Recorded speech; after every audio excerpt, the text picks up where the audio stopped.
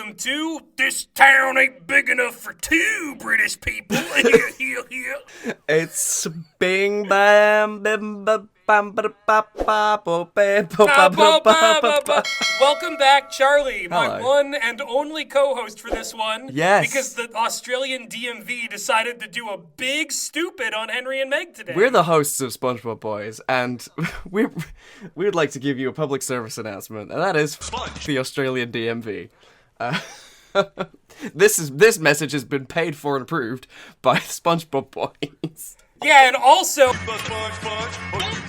And so's your dad. So, Charlie, now that you're on the show, and we're back in Bikini Bottom with the non-binary bottom, self-proclaimed, in your case. Way, don't you forget it. This makes me the one true SpongeBob boy. I've done it. Well, you say that, Gus. You say I'm that, Gus. the boy. It's me. It's me today. Speaking as a non-binary bottom, I'm okay with gendered language in some contexts. I don't like it when it's done maliciously. I don't mind it if it's done as an honest mistake. There's some contexts even that I quite like gendered language. But the one instance I will not tolerate is being on SpongeBob Boy. Okay, so anyone who comes on here, even the girl, is a SpongeBob boy while they're here. I understand. SpongeBob genders are a social construct. And all political and religious viewpoints as well is effectively you're a SpongeBob-ite once you join this hallowed hall. There's no religion here. There's no religion here because God has abandoned this fucking show. And I think with our episodes today, we're about to see exactly why, how, and why this should not be. And what happened after he left. Exactly. God doesn't even stay in heaven now. He's settled for staying in hell after this. This is what put him down there. Charlie, since you are our esteemed and welcome back recurring guest, would you like to do the honors of opening the gates to the depths of oceanic horror that is modern SpongeBob? I don't know if I'd like to, but I feel like I have to, so... Are you saying that you're not ready? Are you saying you're not ready, Charlie? I'm saying I might be the least ready, so... Therefore, our own rules decree that I have to go first. I'm not doing this because I like it, okay? I'm doing it for you, the listener. Shark bait, ooh ha ha, swim through the ring of fire. And I'm not doing it so that I'll get let out of the fucking basement. These chains are itchy. All right, what do we got today? So, my episode my first episode. Because, oh my god, God forbid, I got 2 actual 10-minute episodes this time. None of that 10-minute, 7-minute, 3-minute hoo-ha. The show is pretending it has rules for you, I see. It's pretending it has a recognizable structure. So my first episode was called Tango, Tangle, which... Try saying that 3 times when you've had as much booze as I have had over the past 48 hours. Is that even a pun? Is that even what do we do with Tango, No. Tangle? No. All right.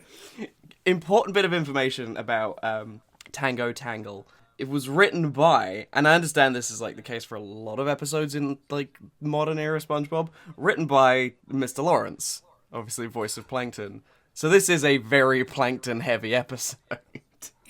Go on. I'm intrigued by this. For a reason I may or may not get into. With that context alone, I'm gonna play with you a bit, guys. Oh god, don't take that out of context. Well, we're finally alone. It's just the 2 of us. Yeah. Oh well, yeah. What that you would be so forthcoming. Given these 2 beers, we'll see how I'm feeling. Only 2.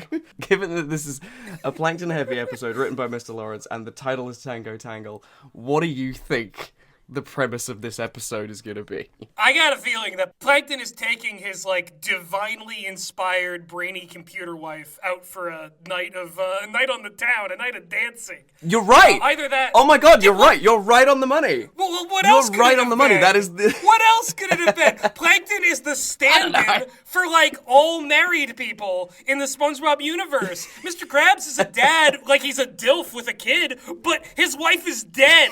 Mrs. Puff?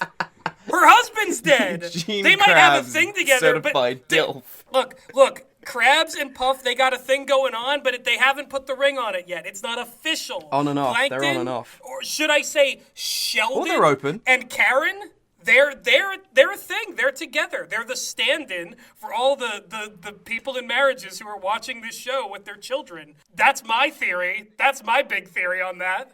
What is quite nice, and like it's on display in this episode, is that the pair of them are actually kind of ride or die for each other. I'm kind of like, oh, actually, this is quite nice. This is quite wholesome. So yeah, as you hit on, the premise of this episode is Plankton taking Karen out for tango lessons. So it opens on the pair of them at the chum bucket, and it is Karen's birthday. We get an incredible moment of Plankton being the candle in a birthday cake, and he's just set himself on fire. We're long past the point of, like, why is there fire underwater, I think. Yeah, but also, like, that's some dedication, you know? Like, having being the candle on your wife's birthday cake. I know some straight couples who wouldn't set themselves on fire for each other, frankly. And you know what? That's a sign of our declining values. Do y'all even like each other if you're not willing to self-immolate? Traditional values are dead. You know, back in the day, it used to be that we would just burn each other alive, and we liked it. We used to set our husbands on fire. all those romantic songs about burning for you, Johnny Cash saying he fell into a ring of fire, that was literal. That was a real thing. Yeah. He covered himself in gasoline. I was there. It was incredible. He went down, down, down, and the flames got higher. See, he both sets himself on fire for his lady, and he goes down. Those are both things you should do for your lady. Quite right. Quite right, too. Anyway, Plankton's on fire. Does this cause him pain? Oh yeah, but he's quickly extinguished by Karen, like, shoving his head into the cake. Which... Like, straight out of the gate, we're doing cake mess, which is like, yep, it's par for the course on this fucking show. Not as egregious as some other examples, but, you know, it's there. Oh, we'll get into it, Charlie. The night is young. The night is young. Like, we've got some shit coming down the line that you don't even know. If I made a name for myself in the last episode of Spongebob Boys that I was in, for anything, for any statement, it was a certain a certain thing I said about being stepped on, right? And when Plankton presents to Karen the gift of I've got this coupon for tango lessons, she points out, well, Sheldon, we've had problems with this before.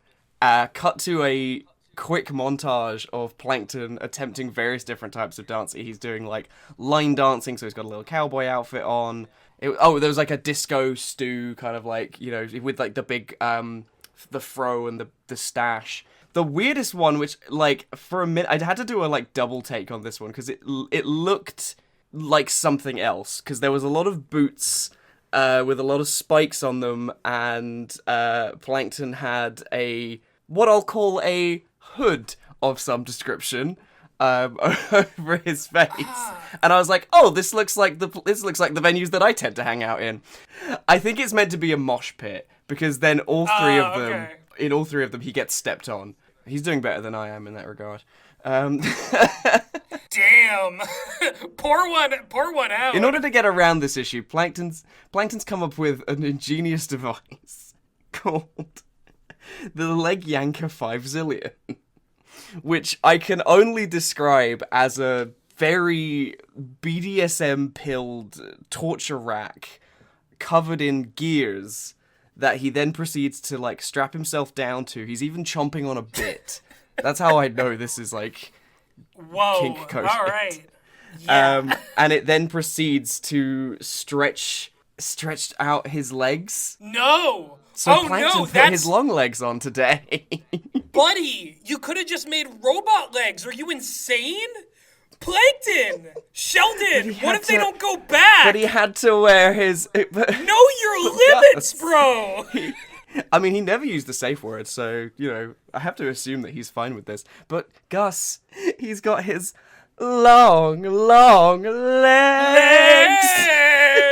Long! Long! Wow. Oh my god. So, alright, so Plankton has used, like, it's so funny to me that Plankton is, like, the big scientific brain of the show and will sometimes resort to, like, medieval pseudoscience. Like, this is medieval one of those torture, cases. yeah. Yeah, or it's just like, yeah, just I can't wait for the legs. episode where Plankton, like, drills a hole in his head to let the evil out, you know? He gets bled for yellow bile because he's got because his humors are out of balance. A one-man Pandora's box. That is Plankton. Plankton breaks out the leech jar. They'd be way bigger than him. True. They head to what is it, the Tango the Bikini Bot. I wrote it down. My handwriting is scrawled as fuck because I was quite drunk when I watched this.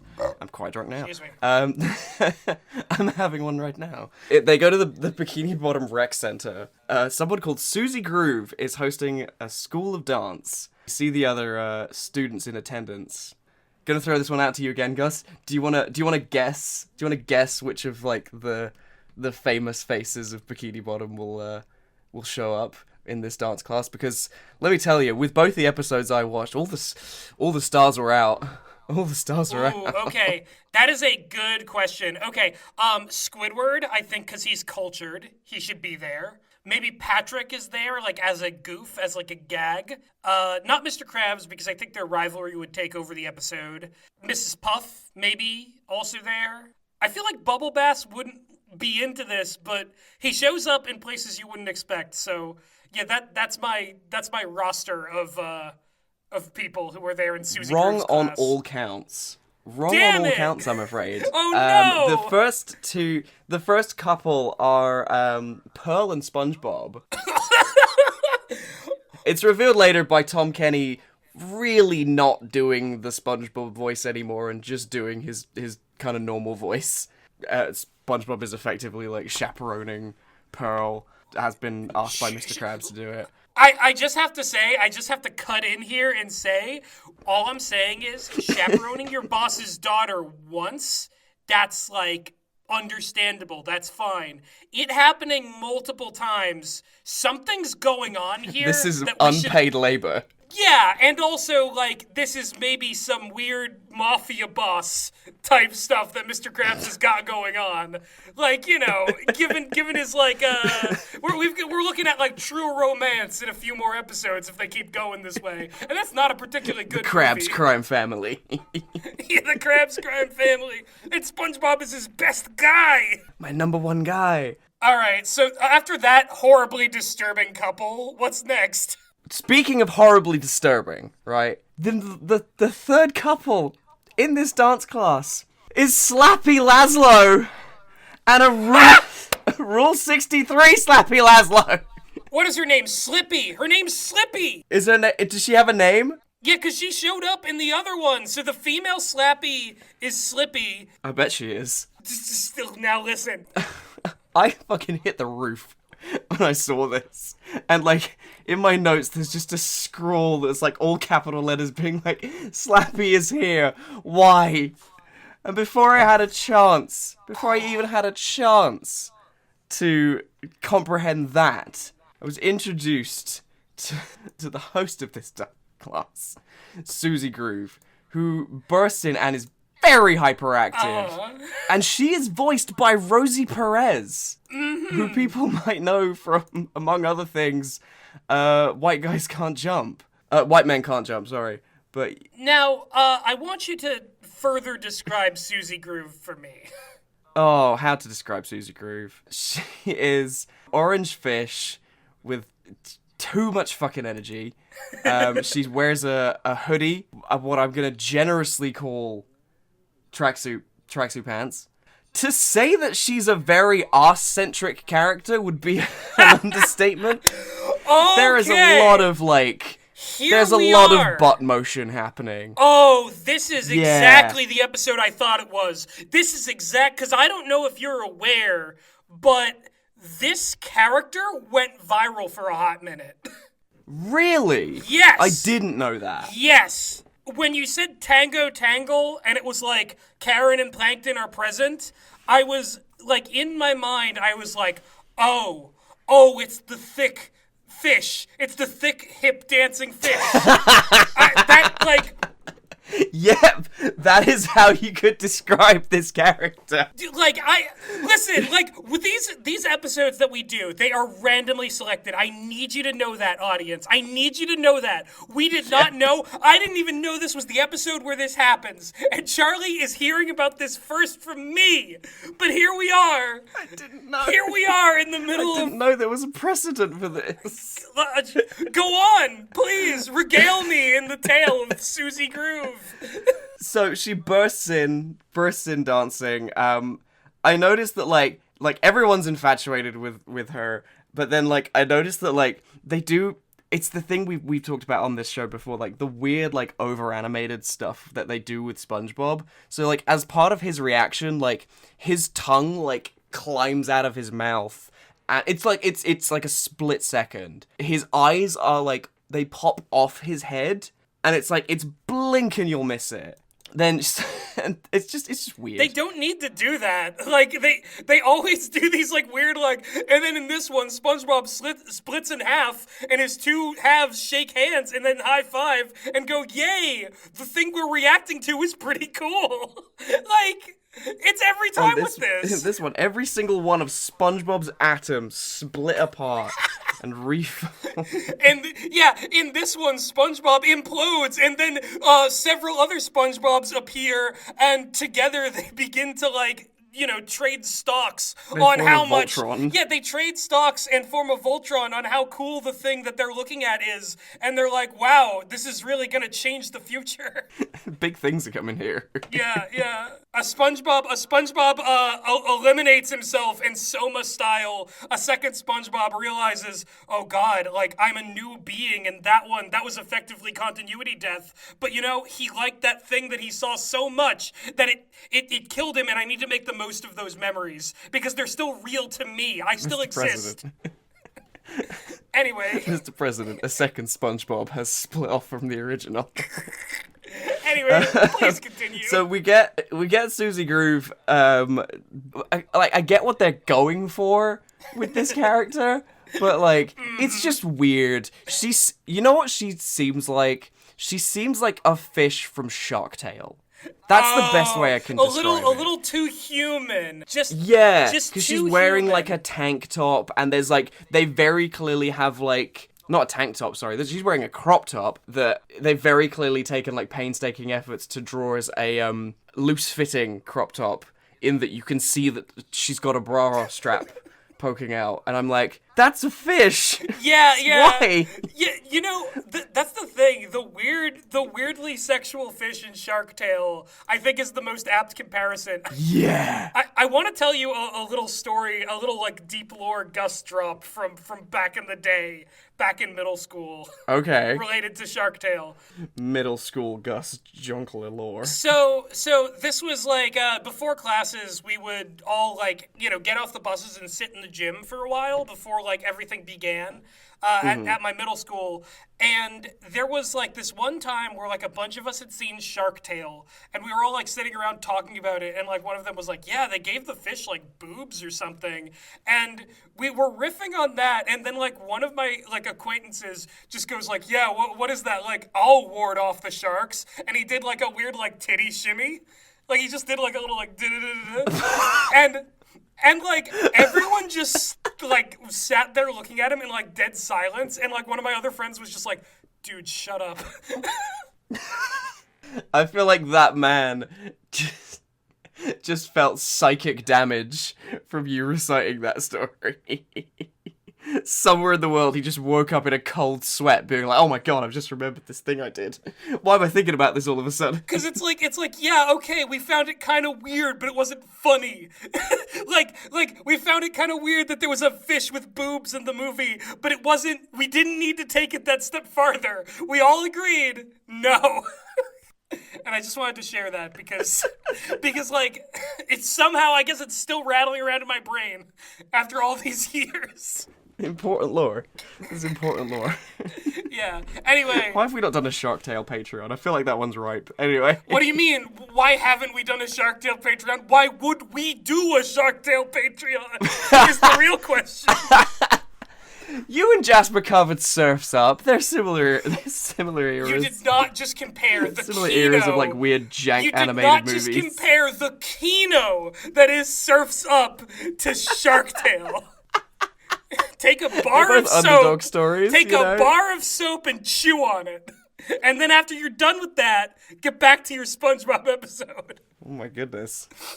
Guess I didn't know you had this side to you. Oh my goodness. Sorry, I guess I just... Hearing about Suzie Groove just brings out a primal side of me. I don't know what it is. Yeah, in both you and the animators of this. Mm-hmm. I can imagine. But so she goes couple to couple. She goes to SpongeBob and Pearl, and she's giving, Tango tips. And Pearl at one point says like, no offense, SpongeBob, but I can't dance with a bow-legged goofball like you. And it cuts to SpongeBob, whose legs have been tied in a bow, and he's like, "Oh, it's fine. I take it as a compliment." It's weird. It's that whole joke structure that you see in like a lot of like there's real shit tier like Netflix adult cartoons that are like, it sure would be bad if this happened, and then the next thing is that thing happens, and it's like, yes, yeah. Oh, darn. What's funny is they said the thing, and then immediately after, the thing they said happened. Yeah, Comedy. Yeah. It's... Comedy. You're so right. It reminds me of the Mr. Burcham vegan wolf joke, where it's just like, what if there was a vegan wolf? And then it goes to a wolf and he goes, I'm a vegan. And it's like, the Family Guy cutaway jokes. Incredible. The Family Guy cutaway jokes, the good ones. Eight seasons. Sold.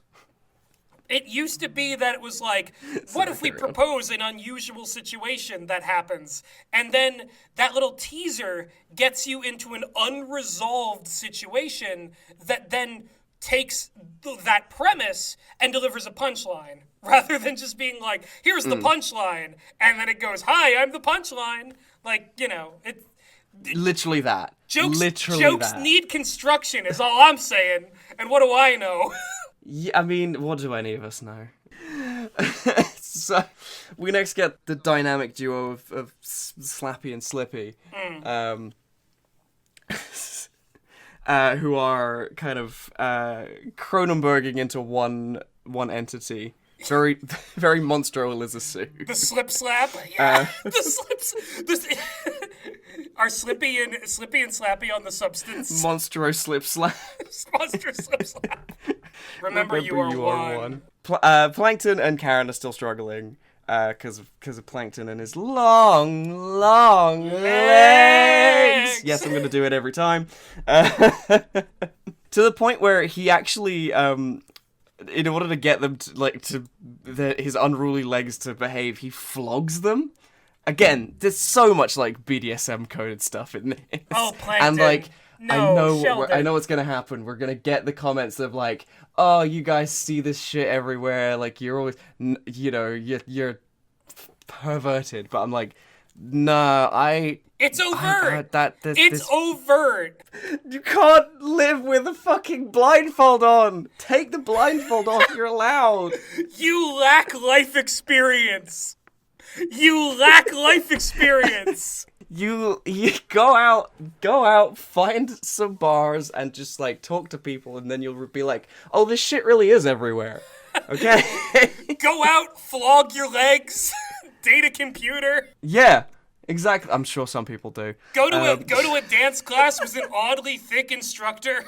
Yeah, it'll change your life. We get some more, like, rapid succession bits. We get, like, among other things, we have, like, Plankton being told that he has to dance with his hips, but he misconstrues it as lips, and then there's a, like, close-up of Plankton with realistic human lips, just, like, just being very wet. Oh, that effect.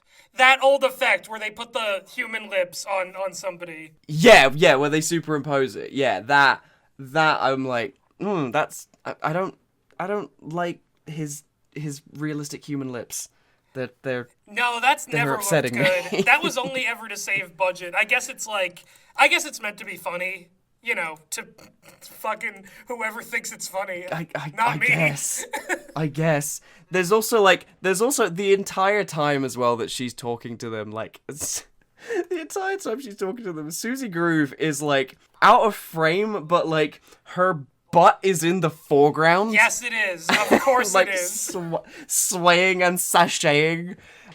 She also grabs and, like, spins Karen around at one point in what's, like, very sensual, and I'm like, oh, is this gonna end with, like, the pair of them getting together? Because honestly, I support it. Now, just for the sake of the audience, what is the, like, sound design when Suzie Groove is moving her hips? I'll put it this way. The sound effects used would not be out of place in the oeuvre of Amari Stevenson. Oh, man. Talk about great timing. Very sloshy, very, like, a lot of drum beats, a lot of, you know... Basically any noise that you could think to draw even more attention to the fact that whoever animated this was doing it with one hand. Go big or go home, I guess. And they didn't go home. I think they did. I think they did. They came home. I'm coming home. So we then Karen and Plankton are then told that, like, the whole point of the tango is you've got to have aggression, and the pair of them being evil are like, we know how to do aggression. So they then start dancing with more aggression, and Plankton spins Karen around and hits Pearl and SpongeBob with her. And the pair of them detonate with a mushroom cloud at the opposite end of the dance studio. Yeah. They're dead! They're just dead! They're fucking dead. Mr. Krabs gets a call from the police. Your best employee and your daughter have been killed by your business rival. Have been killed in a detonation of an ICBM. It's like fucking... It looks like a fucking hell bomb from Helldivers in there. It's like, Jesus Christ. Wow, that's... I love... It's called down a stratagem. I love when things just explode in this show. It's so weird, because they then Karen throws down a like road spikes behind Slappy and Slippy. Oh no! While they're dancing, so that they step on the spikes and then end up falling into a grand piano, and like they do the classic, like, this has been around since like Bugs Bunny days, but like the like piano keys for teeth bit. Oh. They do that. Well, you know, you can't beat the classics, I guess. If we can describe Slappy Laszlo as the classics. Can we? I feel like for the sake of this show, we can start doing that. I mean, yeah, I guess if we're just we gonna... We can either reject. They so clearly want Slappy to be. we can either reject modernity or lower ourselves to accompanying Slappy Laszlo into the canon. Yeah, okay, sure. I feel like at this point we have to. Listen, I thought we had dignity here on SpongeBob Boys. I may be misinformed and objectively You thought we wrong. had dignity? Have you been? You know what show you're on right now? No, I never know. I forget that SpongeBob Boys exists until the microphone turns on. I'm never ready. I'm the least ready, and that's what makes me the boy. That's what makes me the SpongeBob Boy. Much like everything else, it is a repressed memory. But while they're spinning around as well, and I noticed this because like the site that I was on started buffering at like an awkward moment. So like they hit Suzie and she splats against a wall, and for like a split frame, she looks like that one fish from that fucking show. Was it Nearly Naked Animals or something? That one fish. I don't. Do you know the one I mean? I know that show from a Mr. Enter video that I watched 1,000 years ago when the dawn of time happened. But no, I don't. I don't know. I just know. What is that fucking fish called? I'm gonna figure it out. I'm gonna figure it out. Suzie Groove, we hardly knew ye. You've been reduced to a callback to a cartoon no one remembers.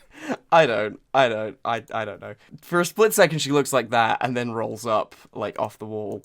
And just as Karen and Plankton are about to kind of enjoy their victory as like, you know, clearly the best dancers in the class. Yeah, the last dancer Suzie standing.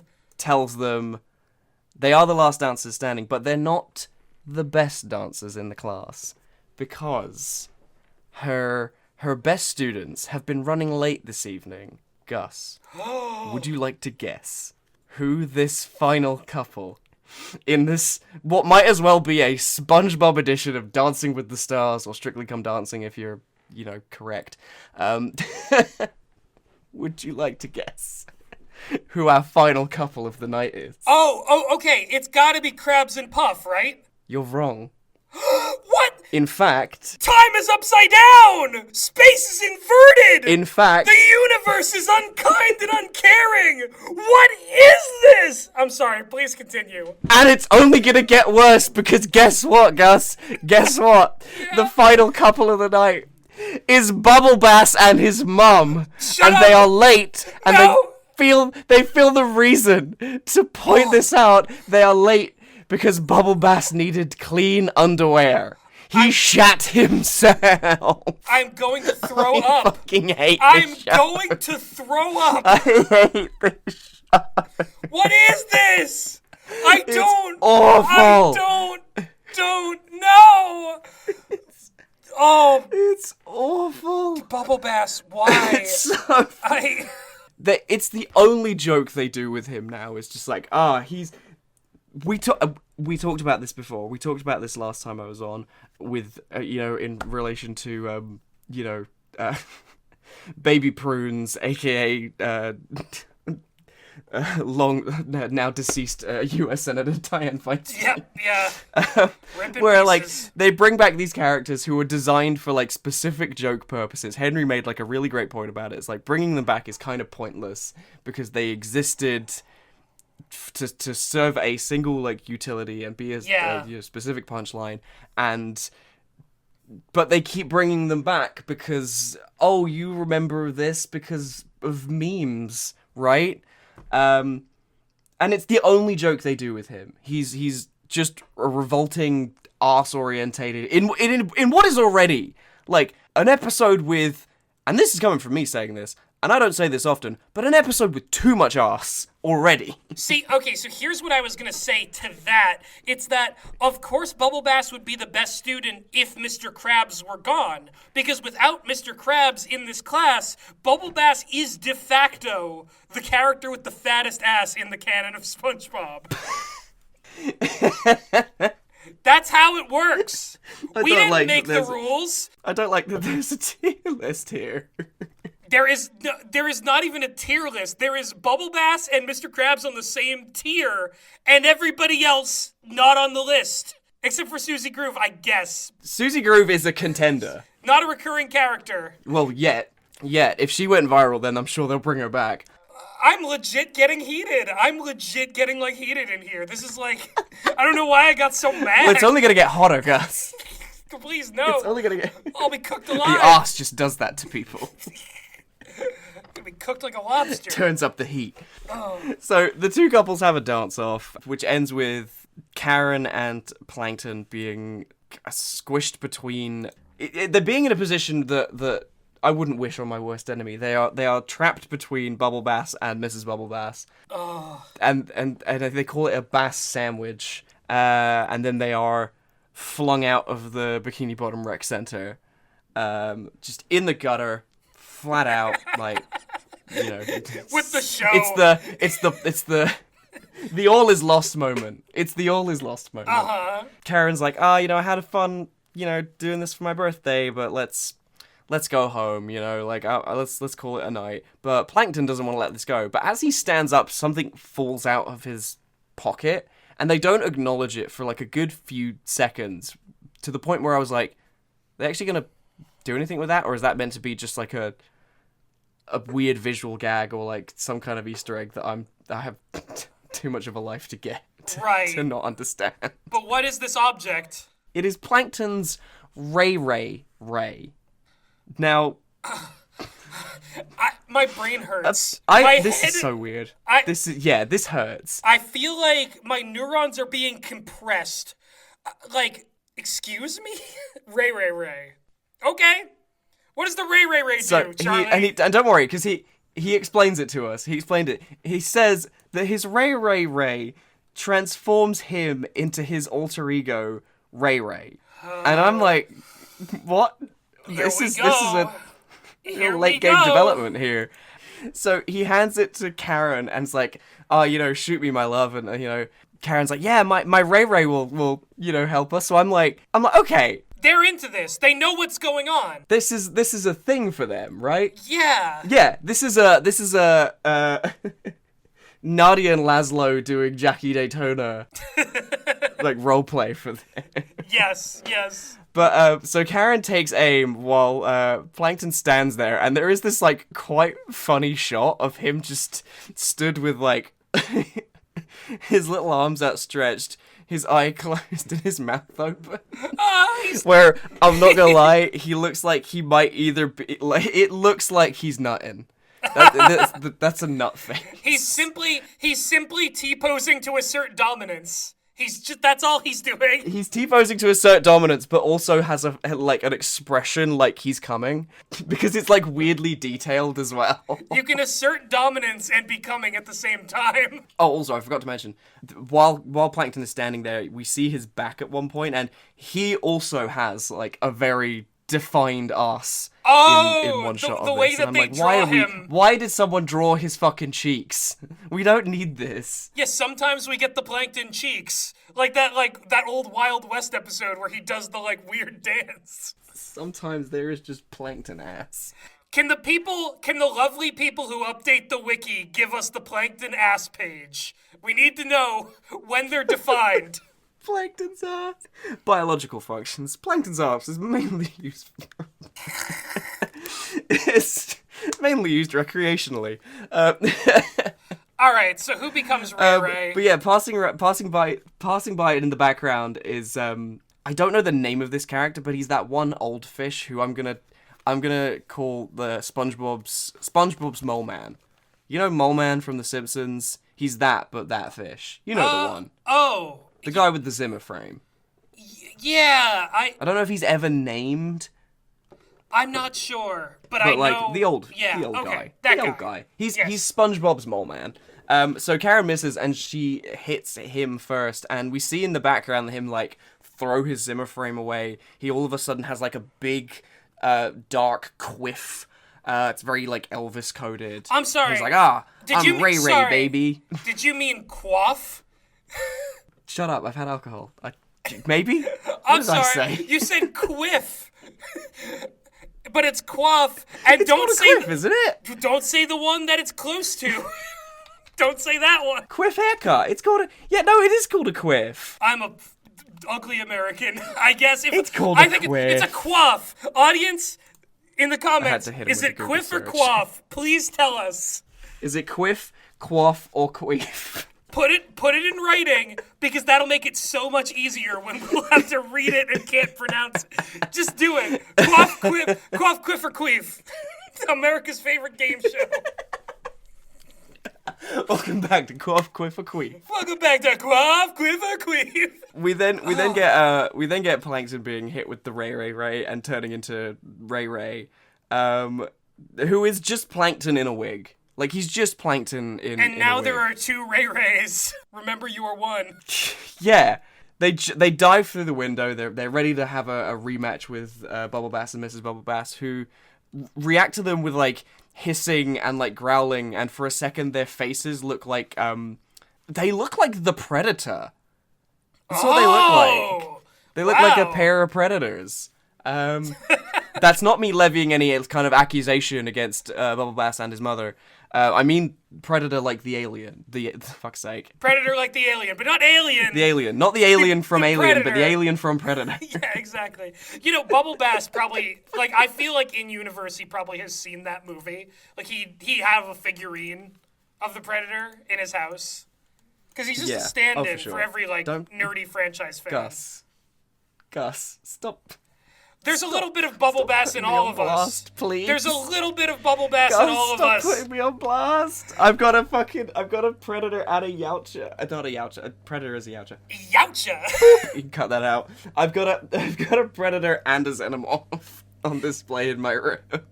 Listen, there's a little bit of Bubble Bass in all of us. I also have a fat ass. There's nothing to be ashamed of, especially if you could kill people with I'm not, motherfucker, I sound ashamed. I'm proud of that shit. We then get the dance off. It goes how you would expect. Karen and Plankton start winning.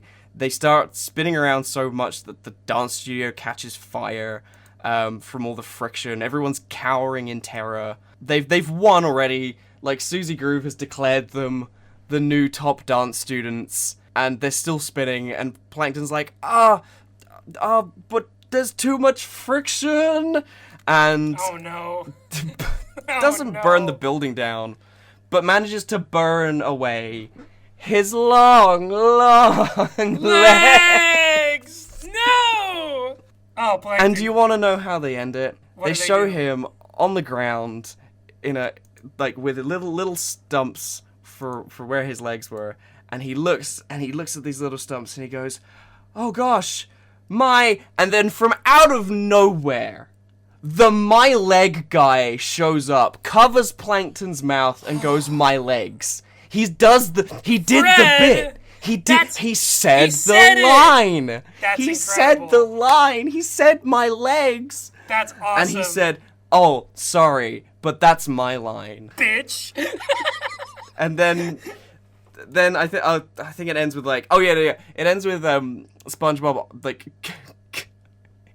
he comes forward on like a skateboard and offers Plankton his legs, which he has like taken off apparently. He's like, nah, I'm fine, my legs are growing back. Karen picks him up, and it's actually quite sweet and she's like, oh, you know, this was the best birthday ever.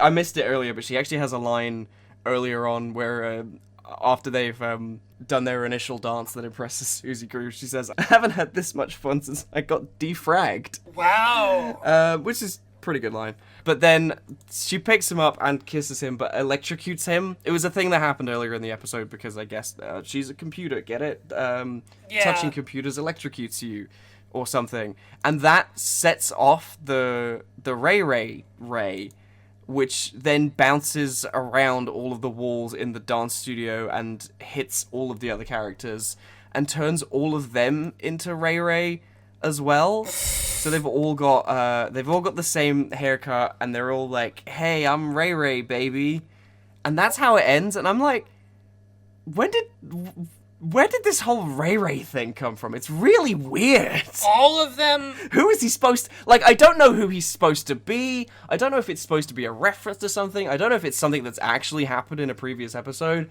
I'm like, this bit just doesn't land. But it like ate the back half of the episode, and yeah. You know what? Maybe I should rephrase that, because eating back halves is something that I should not be discussing once we just got through the assiest episode of all time. It's just, you're just describing my hobbies at that point. Now we cannot go on together with suspicious minds. I seem to recall the singer who sang that song, or did a famous version of that song, had a quiff haircut. I can't. We're not doing this. Well, that was an odyssey. Yeah, that was Tango Tangle. Tango, tangle. Gus, the dance floor is yours. So I'm gonna break it down nice and easy and bring you a tale that is known as food truck. Wait, did you intentionally make a noise in between those two words? Did Discord not allow you to hear it? Give it to me again. Give it to me one more time. The episode is called Food Truck. Right, there was a fart noise there. I was worried that's what had happened. I will tell you how this is written out in letters. Yeah. It is the word food and then capital P, capital B, capital F, capital T. Oh Truck. Oh my god, they've got full onomatopoeia with it. Well, this is a callback to an old episode of the show that took place in Rock Bottom. I don't know if you're familiar. I mean, I am in my general life, but they say as they open their second can. That's amazing, because I was going to say, I walked right into that one, but the punchline was on you, so it's like, you opened the door and walked in to a thing I didn't intend. Anyway, the whole deal with Rock Bottom and, like, fart noises is that it's a sort of parody of the deep sea trenches where, like, people speak with this odd accent where they, like, will say a word and then another word. Like, they'll go like, I can't, fart noise, understand, fart noise, your accent. Real highbrow. Oh, yeah, well, you know, it's from the early seasons, so we have to be nice because that was when the show was unassailable. Everybody loves Rock Bottom. And that's why we're doing a big fancy smancy callback in season fucking 13. So we begin the episode with a big old line at the Krusty Krab. Customers are swarming in from, like, out in the street. They go up to Squidward and they just, like, stuff him filled with money. It's coming out of his nostrils, out of his ears, out of his shirt. Mr. Krabs comes over and just vacuums up all the money from all over Squidward. And then, like, he puts the vacuum up to Squidward's nose and pulls another dollar bill out of Squidward's nose. Oh no. This is gonna be one of those episodes. Yeah, so Krabs he's on his big money kick. He goes down the line. He's just taking money preemptively. Like, people haven't even ordered yet. And he goes outside, and there's a guy across the street who's not in line. And Krabs is like, hey, what's up with you? Why aren't you coming to get some food? And he's like, oh, I would like a burger, but I don't want to walk all the way over there. And then a food truck pulls up called Burgers to Go. Oh my god. Does this end with, like, does this end with Krabs learning the ultimate lesson in that bad food sells burgers? Oh my god, it's Cesare from Big Top Burger! His Krabby Patties are good, but mine are way worse. I knew you were gonna pull some horse piss like this the moment I got out of bed today. Krabs. That would, oh my god, like the Cold War of, like, burger restaurants between, like, Krabs and Plankton, like, that would, if Cesare entered the mix, we'd be in, like, a whole different ballpark. That guy's an agent of chaos. You're listening to 103.5 Food Truck Radio, where we only play Weird Al. As you should. Watch Big Top Burger, it's great. Yeah, watch Big Top Burger. It's a much better fast food oriented show than modern SpongeBob by far. This customer gets the burger from this food truck and goes, wow, this tastes worse, but it came to me. And then he leaves and Mr. Krabs decides, okay, it's go time. I've got to get a food truck of my own. Hang on a minute. That's the direction we're going with that, is that food from food trucks tastes worse, but it's mobile? Look, I don't want to get on a moral high horse here, but, like... No, do it! The Charlie effect! The Charlie effect! I'm here. Listen, I live in London, which... They live in London! It's a city that has its ups and downs, but, like, one of the things I'd say that is particularly good about London is there is so much good street food in London. There's good street food in and London! so much of it comes from food trucks. There's so much good street food. So to, like, don't give me this, like, street food tastes worse than restaurant food. The fuck is that? I'm sorry, the fuck is that? Well, I'd say it's discriminatory and classist, is what I would say. Yeah, I think it is a bit class. It's got some classist undertones to it. Well, you know, and I'm just putting on my monocle here and opening my book of literary analyses. I think that SpongeBob has the attitude towards food trucks in the same way it has an attitude towards all the high arts, is that it will make mockeries and caricatures out of those people who practice it in order to appeal to a imagined lowest common denominator, because God forbid this show pretend that culture is anything worth preserving, or worth evolving or changing from the status quo that it so flagrantly supports. That's my take on it. All I'm saying is support small businesses. The smallest businesses you can find. Look under rocks, under blades of grass, in between your toes. Find the businesses there and support them. You could there might be a small business that no, I'm not gonna finish that thought. We're moving on from feet. Gus, carry on. Oh, well, we'll be back. Don't you worry, because I'm already worried. Oh, good. All right, so Mr. Krabs, gathers SpongeBob and Squidward, and he's, shanghaied them into this rinky-dink scheme to do a food truck around town. And Squidward obviously hates the car, and the car is cheap. But SpongeBob loves it, and he's like, oh, Mr. Krabs, you and your, fun, whimsical jokes, like that rubber check you gave me. And he throws a paycheck on the ground that bounces back into his hand. Do you get it? Oh, God, his check bounced. Yeah. I'm gonna do it. Oh, my fucking God. This is hurting me. I'm having my Doomslayer Addison moment. I'm going Cyber Psycho, baby. My eyes are doing the whole fucking, they're bugging out. I'm gonna find these fuckers. You are studio triggered right now. I am studio triggered right now. So Mr. Krabs literally says that, that was a good one about the rubber check. He thinks it's funny. Oh, and so good when you do a joke in a show and then you take a moment to jerk yourself off. The best part is that Mr. Krabs is off screen, so you just hear him go oh, that's a pretty good one. It's yeah, so we weird. definitely needed Clancy Brown jerking off the fucking writer's staff. It's the exploitative sex work by way of Mr. Krabs saying things that make the writers feel good. Yeah, exactly. Mr. Krabs opens up his Fansly. He starts doing joke ratings. If you had access to Mr. Krabs and you could make him say anything, it's just like, oh, me boy, you got such a big old schlong, do ya? And the people you date certainly love it. You're a generous person, and everyone You're loves right you. where you need to be. Your mother said you'd never use that writing degree, and now look at you. Now look at you. You're making old Mr. Krabs jerk you off. Oh, Christ. Now let me just get back to my notes. Jesus. Okay. He's gone. So He's gone.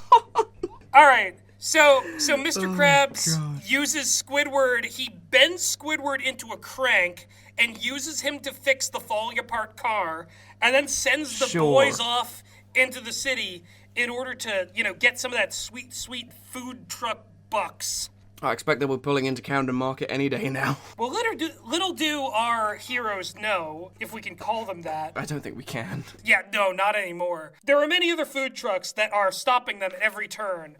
Like the Grease Trap, which deep fries them and covers their car in, breaded, deep-fried, nugget casing. Okay. Wait, are they doing a Mad Max, Fury Road, battling car, like a Twisted Metal? Only for this part, because they're stretching for time. We get another food truck called Tadpole Tacos, which blasts them into a wall, it hits their food truck and sends it off the road. And then we get Crane Crepes, which has the guy who sells balloons, I think, and SpongeBob and Patrick Go on the Run or whatever that episode is, way back in season 1. You might not know it, but There's a clownfish who's got like clown makeup, and he runs a truck called Crane Crepes, and he has a crane with a magnet on the top of his food truck, and so he like magnetizes all the customers away from Squidward and SpongeBob and puts them in front of his truck, and then they start eating his food. Okay. You gotta laugh, because otherwise you'll cry. Yeah. So the last weird footnote of this part of the episode in our little food truck arc is that they meet up with this like weirdly shaped rich lady who Henry got in a previous episode at one point. Wait, is this Lady Upturn? Yeah, I think her name's Lady Upturn. Because she's in my episode. She's in my second episode. That's crazy. She's in my second episode too. All right, well, we'll cross that bridge when we come to it. She's Yes. probably not that important. She only shows up for a brief one in this one. So after all the other options are exhausted, SpongeBob and Squidward decide that they're going to go to Rock Bottom. A callback that may be lost on you, Charlie, but fills me with a sense of, oh no. No, what are you talking about? That's a reference to me in my life, right? Oh, Charlie. Consistent at least. I'm nothing if not consistent, darling. All right, so they drive down into the trench. They are looking for customers in the ancient depths of Rock Bottom, basically literally scraping the bottom of the barrel for episode ideas because they've gone to a one-time location in season 1, 2, or 3. And everything is empty down there. We get maybe the best environmental joke of the episode, which is they go to the bus stop, nobody's there. They go to the circus, nobody's there. They go to a mall, nobody's there. And then they go to the graveyard, and SpongeBob goes, this place is empty too. And you just see a bunch of like empty, dug up grave plots with nothing in them. Oh, that's sinister. Do they ever pay that off, like later in the episode? They do in the weirdest way. Oh, brilliant. Yeah. Like, I thought that was kind of clever, where it's like, oh, yeah, it empty, like, nobody's in the cemetery. Weird. SpongeBob also tries on, like, while they're in the circus, he tries on, like, a rainbow afro and says, oh, it's still warm. Oh, I hate that. Oh, yeah. Oh, that's viscerally unpleasant. Oh, no. Viral? No. I meant vile, but I said viral. You might get something viral if you're putting someone else's sweaty wig on your head. Eek. No, exactly. the cosplayer in me just like lurched uncomfortably. It's like, don't like that. Wigs are uncomfortable enough, alright? Wigs are uncomfortable and warm enough. Yeah, and the worst part is they were entirely reactionary and didn't contribute anything to the two-party duopoly. Oh, sorry, we're talking about wigs that you put on your head, not the wig party. Squidward and SpongeBob find an anglerfish that they redrew from like they redrew an old character design, like one of the original Rock Bottomites. Right. Yeah, and so he's doing his like waving and he's doing his like mouth farting. He's making like fart noises. Okay. And so SpongeBob and Squidward try to like chase this guy down because they're like, it's the only customer we have, but he is like teleporting away from them, like a light will flicker and he's gone, or they'll like see him behind the car and they get out and he's gone. He's like a good neighbor from the Kingmaker histories. Go listen now. He's from the Kearsiter.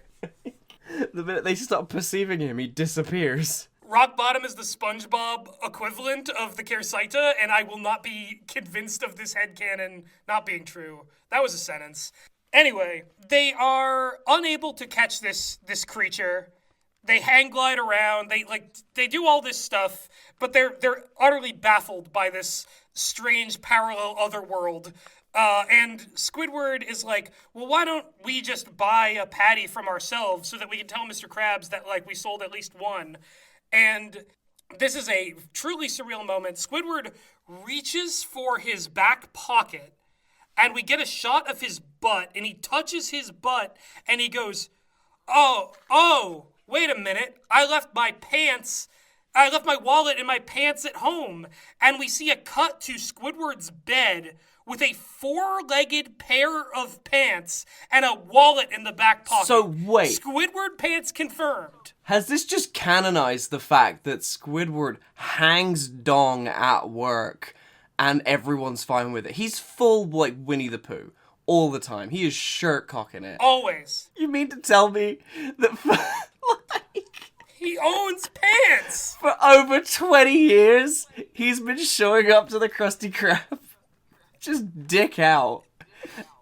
Because he can? I feel like... He can get away with that? That is incredible. He could have been wearing pants this entire time. I don't know how he survived this. I feel like Squidward probably marked himself as a nudist on the census in Bikini Bottom, and maybe that's the only reason, like, why it worked. Oh, and he did it by mistake, and now he keeps showing up to work, like, half naked to, like, keep up the illusion.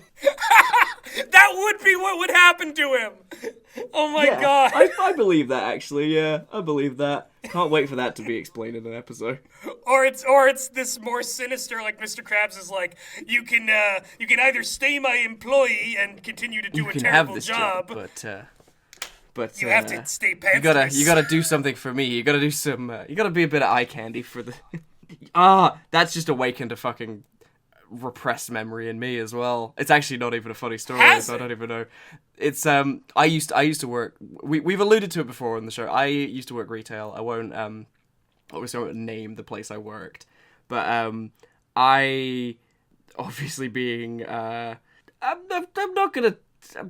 Of slimmer build, I had a manager who refused to let me, the policy where I used to work was like, oh, you know, you do a bit of your shift on the checkout, and then you do some stocking shelves or some stuff in like the back rooms and the warehouse and whatever, and you can't spend more than like a few, like I think 3 or 4 hours like consecutively on your shift doing one or the other. You have to alternate. But I had this real shitbag of a manager who refused to let me do anything other than be on the checkouts for the entirety of my shift because he didn't think I looked strong enough to lift boxes and stock shelves. Oh, okay.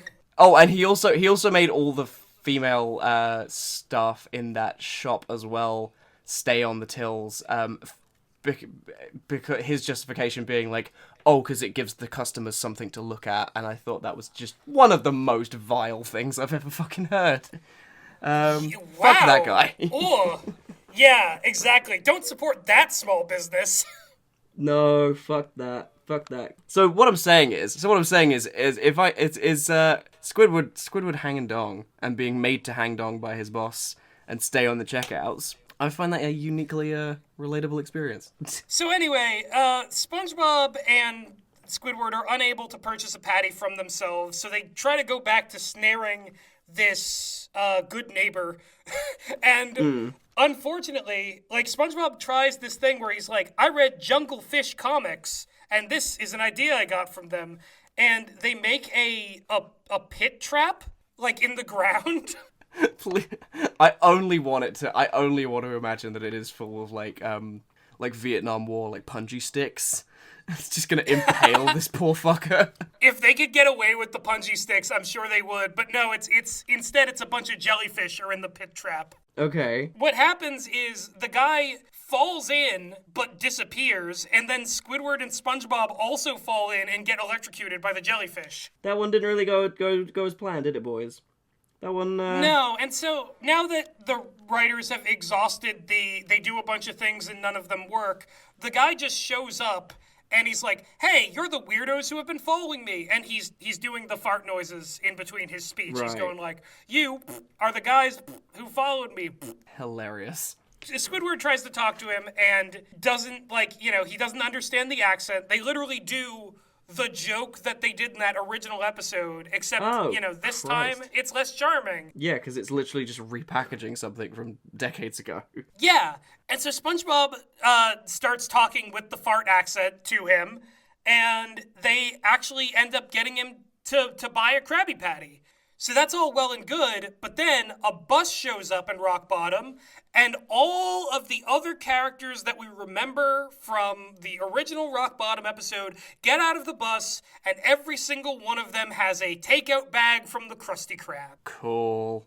Cool. They return to the mall. They return to the circus. And a bunch of them go to the empty graveyard where coffins are waiting for them, and they sit down in the coffins, start eating their food, and then close the lids over themselves. Oh my god. So that's how that comes back. That's where that goes. I gotta kind of give props for that. I actually think that's kind of funny. That's just such an oddball, like, pull. Like, I don't think that... Fuck it. They all like being buried alive, I guess. Yeah, see, that's the thing.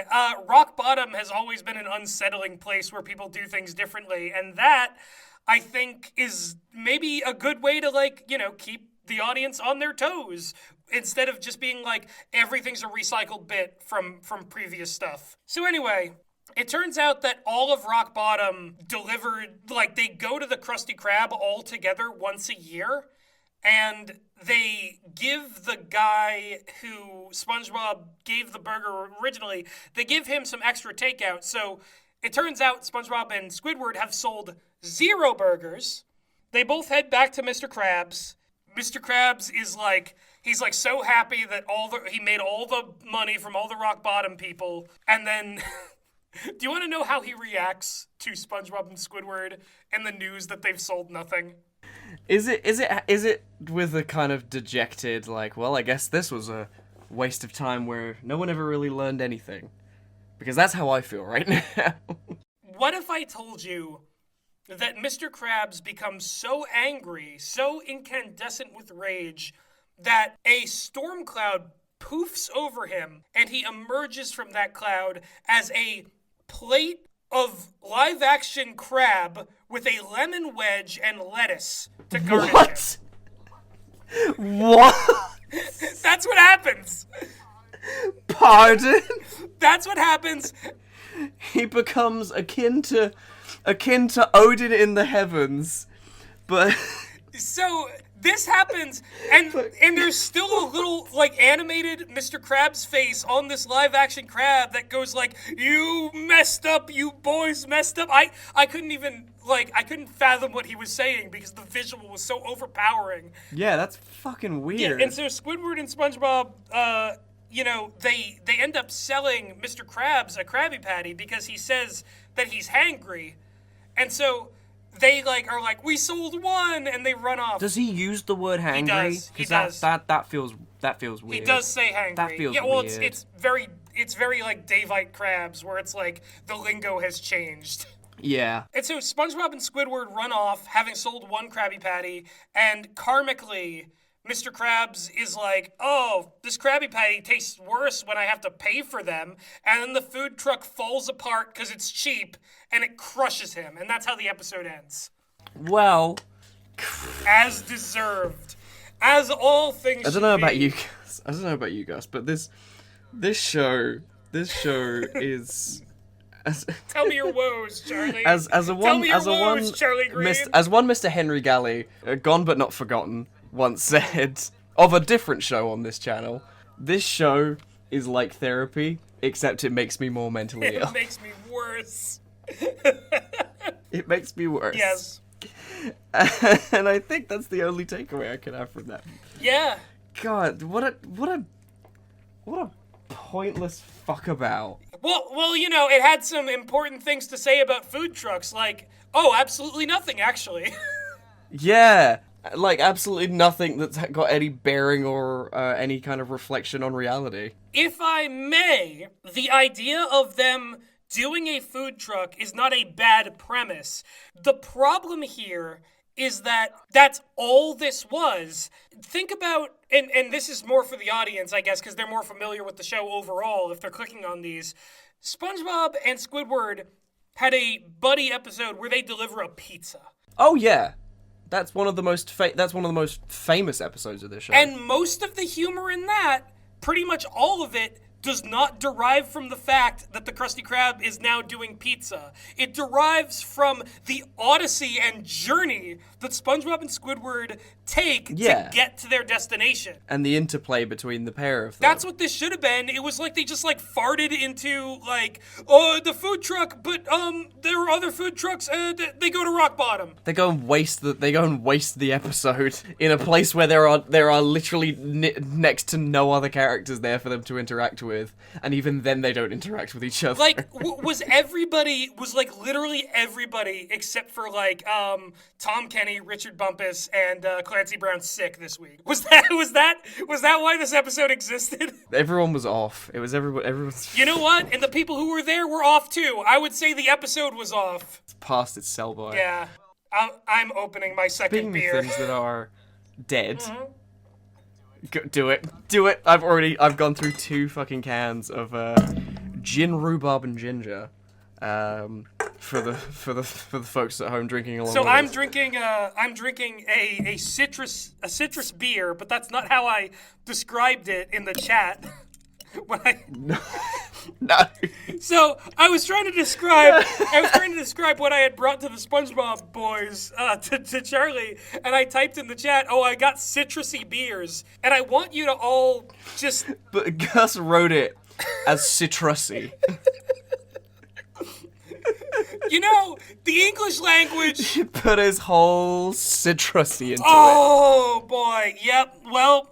Anyway, I'm gonna drinking this citrusy, and you need to begin your the second. You get episode. that citrusy down you, and while I open up the Necronomicon. Yummy. Oh! Killed it. No, I fucking oh killed my god, it. Oh, no. the citrusy spilled over a little bit. It was a little. It squirted a bit. Oh, it was excited. I had to wrap my mouth around the top of it to keep it from like foaming out.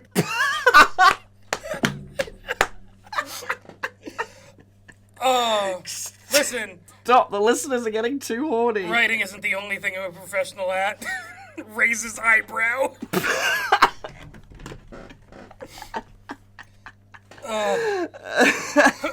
Who am I kidding? I didn't make the varsity team. Oh my god. My rival Kirby did. Please continue. Oh my god. I have no words. I have no words.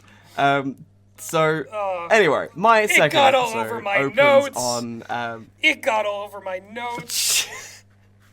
all over my face and neck. Oh, Stop. right in the eye too. Oh god, not again. Stop it. Don't make People fun are of gonna my hate life. this episode. People are gonna love this episode. They fucking better.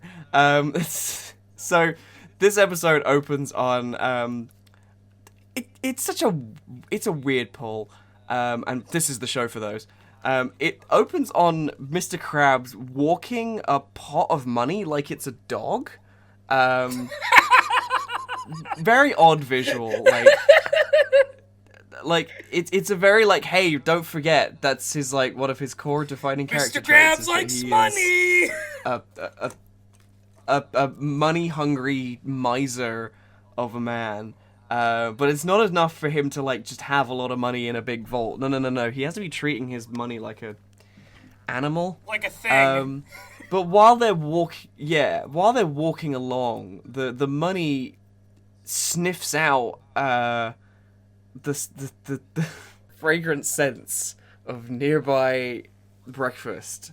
Oh. And we're shown a restaurant called the Coffee Bowl, which is shaped like one of those like kind of diner coffee pots. I'm sorry. Did we get the title of this episode? Yes, the Necronomicon. That was the actual title of the episode? Yeah, I wasn't kidding. I couldn't make this shit up. Wow. All right. Okay, all right. I'm in. Let's go to the Coffee Bowl. Prepare yourself. Yeah.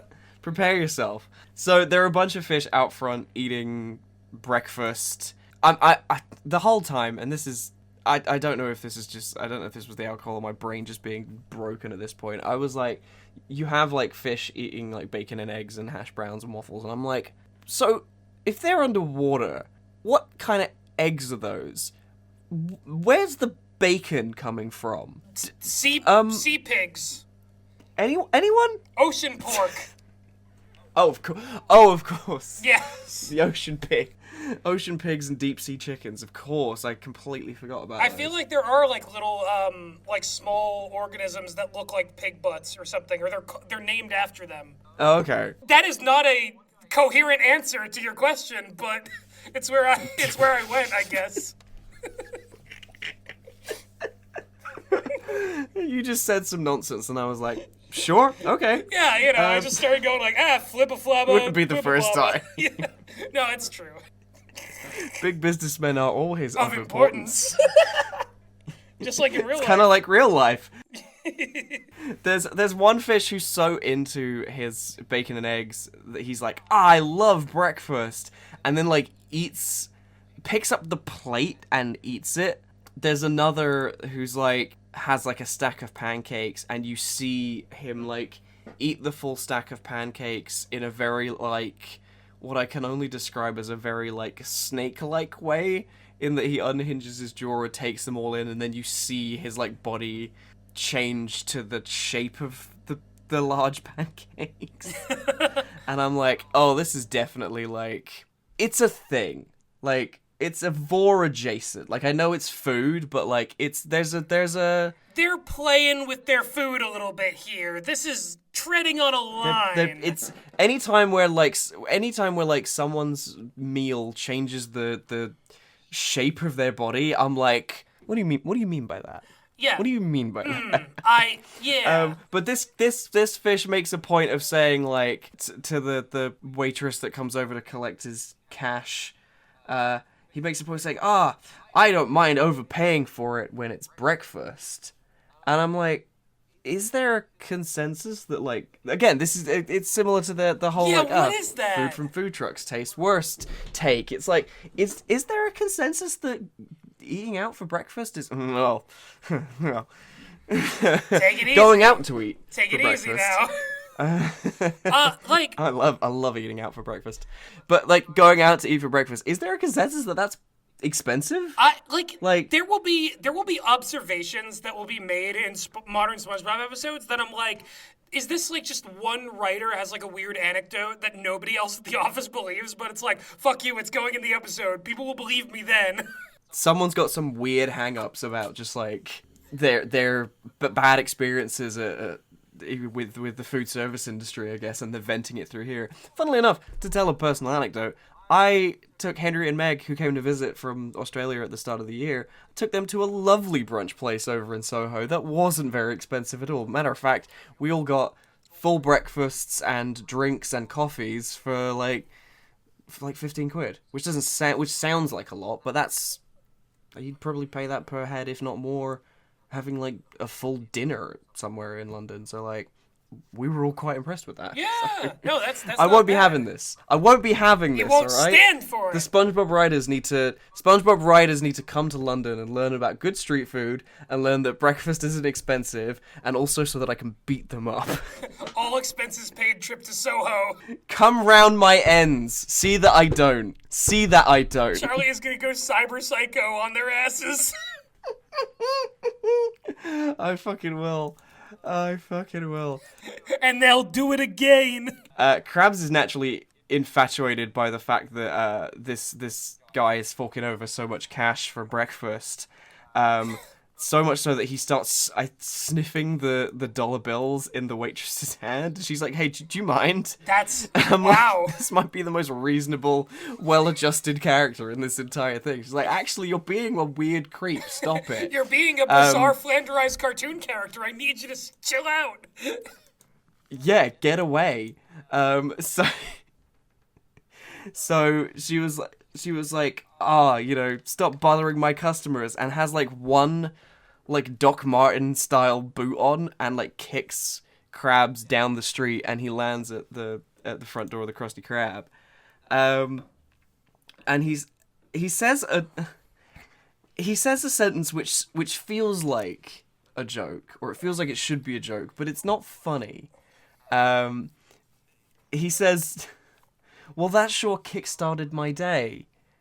And it's delivered like a joke, but Charlie, don't you know? That's Mr. Krabs' old catchphrase from the early seasons. He would always it's go, his signature "Ah-ga-ga-ga, catchphrase. SpongeBob, Squidward, that really kick-started my day.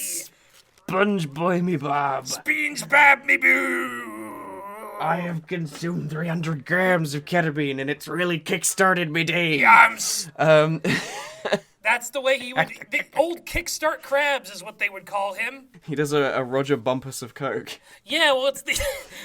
I know it's a different voice actor. It's a short. It's a little a trivia thing because they had to crowdfund one of the movies on Kickstarter. That's the worst lie I've ever told, and I couldn't keep it together even long enough to deliver it. Moving swiftly on. No, listen. Donate to our Kickstarter, which you won't find, which greenlights Mr. Krabs the movie, an original screenplay by me. Wait, no, but they did a fucking Sandy Cheeks centric movie though. They'll do one. No, actually, the reason they probably haven't done one is because Clancy Brown is too busy for this shit.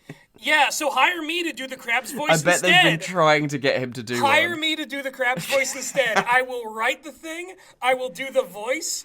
I will not bother my good friend Masters in Animation Meg Tootin to do the animation, and I'll do it myself. It'll look awful, but it will be cheap. And that's what Mr. Krabs would like. In the spirit of Eugene Krabs. Exactly. We made this movie on a shoestring budget. Yeah. Well, it'll be when Nickelodeon ultimately shoots me down, it will be my original character Eustace Crab with a C. Eustace Crab. Yeah. The C and two B's. Exactly. Yeah, so SpongeBob and Squidward arrive, and he's like, you boys, I've had a fantastic idea for business. And SpongeBob was like, are you gonna set up another Krusty Krab on the moon? And it shows in a thought cloud him imagining the Krusty Krab on the moon. And then Squidward's like, but is the idea that you're closing down forever and we don't have to work? And honestly, same, King. Yeah. And then in the thought cloud, the What happens? The Moon franchise of the Krusty Krab detonates. Wow. It's a lot of explosions. A lot of it's a lot of key jangling. They gotta wake up the ancient 30-year-olds who are watching this like me. All the sleeping babies that are watching this. Exactly. All the coughing babies. They're gonna get turned to ash by all these atomic blasts. They need to be reminded of their natural adversary. They gotta get their shit together. Hydrogen bomb. But yeah, so he starts harping on about we're gonna start selling breakfast at the Krusty Krab. And initially SpongeBob's on board with it. He's like, I like the idea of selling Krabby Patties for breakfast. And Mr. Krabs goes, and it's so surreal hearing this line, because it's stop saying real things. You're a cartoon. This is weird. He's saying no, people don't want that for breakfast. People want things breakfast stuff, eggs, bacon, hash browns. And I'm like, what? Hang on, what? So we got just something about that feels weird. Yeah, well, it would be crazy if Mr. Krabs was like, yeah, we'll get some avocado toast and some guava bowls, and we'll do some quinoa. It'll be really classy. And we'll put some turmeric tea on the menu as well. Yo, it's really kickstarting my day. He tries to get SpongeBob to give it a go. And he comes back out of the kitchen with what looks like a stack of pancakes. He gets Squidward to try it. And he's like, hang on a minute, this tastes like a Krabby Patty. And it is a Krabby Patty the long way. It's a Krabby Patty the long way. A hot dog? Because, yeah, it's a Krabby dog? It's just flat. It's just big and flat. Long patty.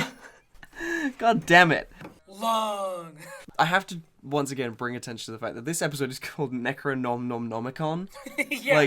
They're doing the Necronomicon. Yes. And it's this is the most roundabout, weird-ass fucking way you can get to that. Krabs turns around and is like, well, you need to go and pick up the breakfast cookbook that I already ordered so you can learn how to make breakfast for the customers. SpongeBob goes to a bookstore that just... Its sign very helpfully just says books.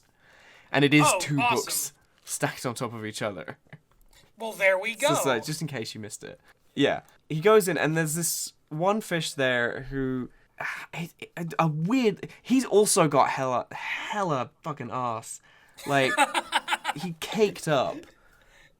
Just caked up at the bookshop. Caked up in Bikini Bottom on a Sunday afternoon. Yeah. Hella ass. The sun is still out. But yeah, he's like weirdly bedraggled. Like, he's wearing a bow tie, but he's like very clearly got like 5 o'clock shadow on and like jank teeth. Like, I don't know if this is a character that has appeared in this show before. He's really odd looking. This feels like one of those like late season recurring characters that we've only encountered once in SpongeBob Boys. Like this is your first Could well be. Your first Could well introduction to this character, kind of like what's his name? Rube Goldfish from Patrick Boys. Like, yeah, it's like he's a Rube Goldfish. He's a Rube Goldfish. He's a Nicholas Withers. SpongeBob's like, "Oh, I'm here to pick up the book. It's a breakfast. It's a breakfast book." The guy's like, "Okay, let me check." And there's 2 books on the shelf, and he's looking back and forth between them. And one has a plate with like eggs, bacon, 2 eggs as eyes and bacon as a smile, like that whole thing. Which I'm not even sure people do. Like, is that a thing people actually do? Then again, imagine having someone who loves you make you breakfast. Couldn't be me. But it's titled Breakfast Magic by Uncle Jimmy. And opposite this book is another book that is very clearly like bound in some kind of skin with like a horrific like screaming face on it. This like necromancy of Thay looking ass tome. Yeah. And the guy looks back and forth between them like he can't tell the difference, and then his pupils like hop from one eye from either eye into one eye, so both pupils are in the same eye looking at the I'm gonna call it the necromancy of Thay, and people in the comments will know what that is, right. And he's like, "Oh, this must be the one. This must be the right book." And this kind of annoys me, right? Like, because I'm like, the entire crux of this episode is based on this random character who might well be a recurring character, but could well have just appeared for the first time. The crux of this episode is that this random guy that SpongeBob meets, is a fucking idiot. And that's the source of conflict? You couldn't have just made it like SpongeBob makes the goof, and that gets us to where we need to go? It's a tale as old as time. The caked up man at the bookstore gives you the wrong book, and it's a cosmic horror tome. I don't know.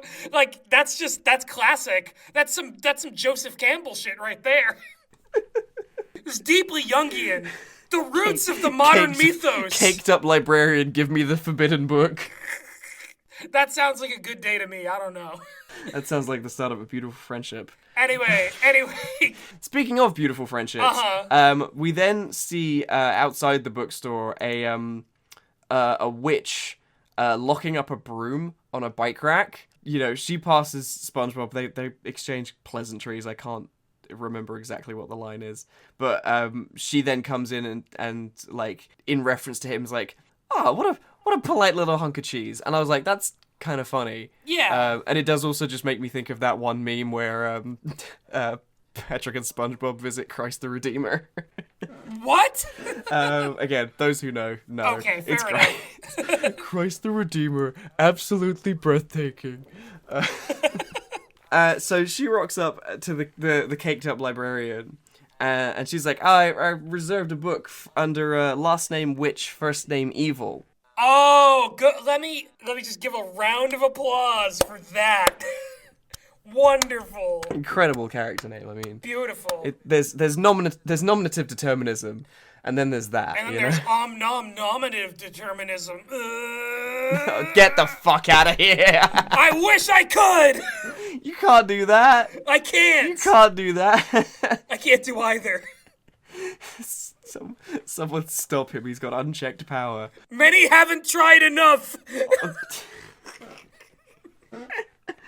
Obviously, you see where this is going. Like, she gets handed the recipe book, because this bookstore guy is a fucking idiot. Yeah, maybe if he had a little bit more brain in his head instead of in his fat ass, he'd have selected the right book. Stupid. Yeah, all the blood flow. Literally. All the blood flow is actually leaving his head and Literally, going to literally keeping dummy his, thick. Like, his fat Literally ass dummy up. thick. He is literally dummy thick. Dummy thick. Incredible. How does a man so dummy thick work in a bookstore? That's how I want to know that. My ass is so fat, the clap of my cheeks is causing all the books to fall off these shelves. He liked that's it. He liked the books, so he had to be in a bookstore because if he went to the library, the clap of his ass cheeks would disrupt everyone's reading. It's a burden. It's a heavy burden he bears. Yeah, and a heavy burden he carries behind him. She then boys. disappears in like a puff of smoke and fire, which then sets the bookstore alight. Nice. We never return to this location, and we never see the bookshop fish with his fat ass again. So I can only assume that he died in the ensuing inferno, and frankly, for the trouble he caused, good. In the arms of an angel. I will remember you. And still my heart will go on. So we come back, and the Krusty Krab now has like signs that says, "We're now serving breakfast," and there's a huge line out the front of fish, not the other thing. We were talking about kickstarting the day earlier, but... Ooh. So SpongeBob rushes in. He's like, Mr. Krabs like, you gotta get in there. You gotta make the breakfast for everyone. So he starts looking at the. He flips through the book, a few different pages. One of them's a love potion. One of them is demon summoning, which has an image of a horned demon chomping at someone's ankle with a human foot very clearly in frame. Anytime feet are in frame, I'm just like, what do you mean by that? So there's a book in a Nickelodeon show to summon the foot-obsessed demon. Does this just call Dan Schneider? Yeah, I was gonna say, you could have just had a picture of Dan Schneider in there. It would have been a better joke. There's a section called The Undead and You, which has a fish and a skeleton walking hand in hand. Monster Fucker Nation, rise up. All right. This is basically just Lisa Frankenstein. And then there's a section on breakfast, because of course there is. SpongeBob's like, oh, this calls for zombie teeth and Eye of Newt, because, like, yeah. Well, you can't not have Eye of Newt. You gotta have Eye of Newt. Yeah. And he's like, Mr. Krabs, do we have any of this? And he's like, yeah, check the freezer right in the back. And there's a weird moment where Squidward kind of looks at him, and he's just, like, staring into space, and he was like... And Squidward turns around and says, why do we have that? And I so hoped that, like, Krabs would say something that alluded to the fact that he'd, like, murdered someone. And had, like, stashed their remains in the Krusty Krab freezer.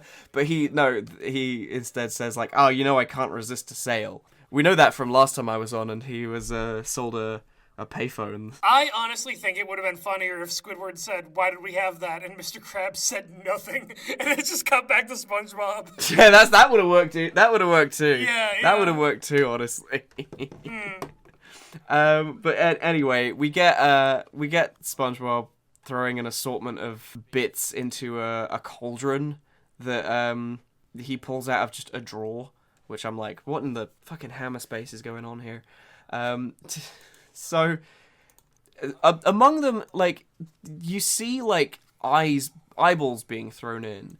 And these aren't, like, just, like, round, like, cartoon eyeballs. But they've got, like, the eye stems on them. Oh, of course they do! And that's just, like, it's a little detail, but I'm like, that just feels a bit too graphic for a kid's thing. I'm like, why are there Like, why is there viscera in this? I'll be real, I feel like that's something like Billy and Mandy started and it never quite left. Yeah, but that was a show that was always kind of horror adjacent anyway. Right, yeah, SpongeBob was never meant to be that, but it's just like, you know, it's like they raised the envelope and Nickelodeon, they raised the envelope.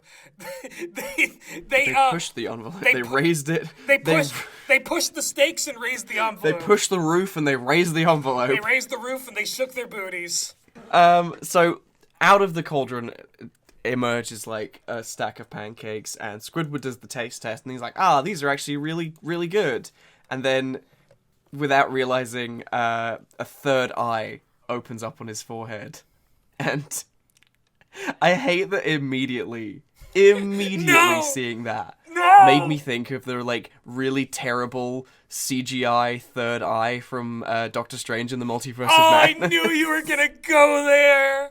Oh, but it's the only thing you can what think the fuck are we doing? You know what? I mean, like, come on, it's such a bad effect. You didn't even have to fully get the reference out for me to know and immediately think of that too. Oh, what a cherry on top to the shit sundae that is that movie. I'm sorry, we don't discuss Marvel here, but like that is probably the one Marvel movie that I actually don't like, just hate on every conceptual level. It sucks. I've so fucking done with all of it, but like... And through no fault of the actors, they all did the best they could. They all did the best they could with what they were given. Yeah, somehow, like, having seen what's come out since then, I saw fucking Deadpool and Wolverine in the cinema, for my shame, you poor soul. Last year. I was sat there seething with anger. Like, it's gotten so much fucking worse. See, I'm glad I'm glad I saw that third eye on Benedict Cumberbatch's head and pieced out forever.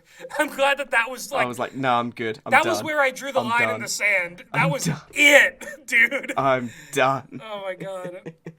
If you wanna hear my full thoughts on that movie and many others, be sure to follow my letterboxd. Yeah, exactly. But anyway, yeah, so we get Third Eye, fucking Doctor Strange, Squidward. And then there's a montage of, like, SpongeBob giving out different breakfasts. He makes, like, muesli for one guy, and he's like, it's so deliciously bland, and then grows, like, tentacles out of his head. We get return appearance from...